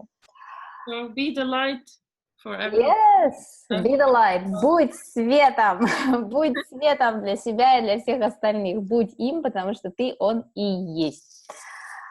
Я с вами со всеми прощаюсь. Александра с вами со всеми прощается. Мы вас обнимаем, благодарим за то, что вы сегодня с нами столько времени пробыли, все это вслушались. Я немножечко сейчас как бы переварю, отдохну и выложу вам текст декларации, чтобы он у вас был в доступе, и постараюсь к концу завтрашнего дня разместить запись, чтобы у вас она была в течение вот этих первых там дней в районе дня солнцестояния, чтобы вы могли это пересмотреть, и все остальные, кто будет присоединяться в записи, тоже могли иметь к этому доступ. Alexandra, thank you so much for your dedication and for the desire to really, really be there for each and every one of the people who is here with us, because it is just priceless. I mean, I don't know of anyone else who would really care so much to really be bringing all of this to all of the people, no matter the, you know, the time, the tiredness, the level of work that you do on the energy level is huge. It's like, I mean, I was literally, I think I lost like 4 kilos now from just the work that I've been doing. You probably are just like on another planet. So just thank you from each and every one of us. It's an amazing thing that we have this opportunity now in this period of this year, at this time. Simply breathtaking. So a huge hug to you from all of us, I'm sure. Я просто благодарю от всех нас Александру за ту работу, которую она проделывает, за то желание вот донести до каждого из нас человечка, вот усилия, которые она делает, чтобы вот 4 часа там сидеть с нами, это обсуждать, по полочкам раскладывать, по буквам разбирать и так далее. Это дорогого стоит. Я не знаю многих других людей, кто столько бы сил вкладывал бы в других людей, тем более себе незнакомых, поэтому от всех нас передала ей большую благодарность, и мы увидимся в следующую субботу, у нас будет еще один модуль до Нового года, так что скоро будет встреча, а на этой неделе я напишу, когда у нас будет Q&A session, чтобы сделать вопросы и ответы, so we'll schedule that. So big hug to everyone, всем большое спасибо, благодарность. Thank you, Katya, as well. Thank you every single one, and also the ones who will still listen. И всем, кто будет сейчас слушать в записи, тоже огромная благодарность, потому что, как мы видели в таблице, все мы будем подтягивать много-много тысяч людей к себе в этот спектр, так что общими усилиями мы сможем сделать большое-большое классное дело. Всех обнимаем, всех целую. Пока-пока. Bye-bye. Bye. Thank you. Bye.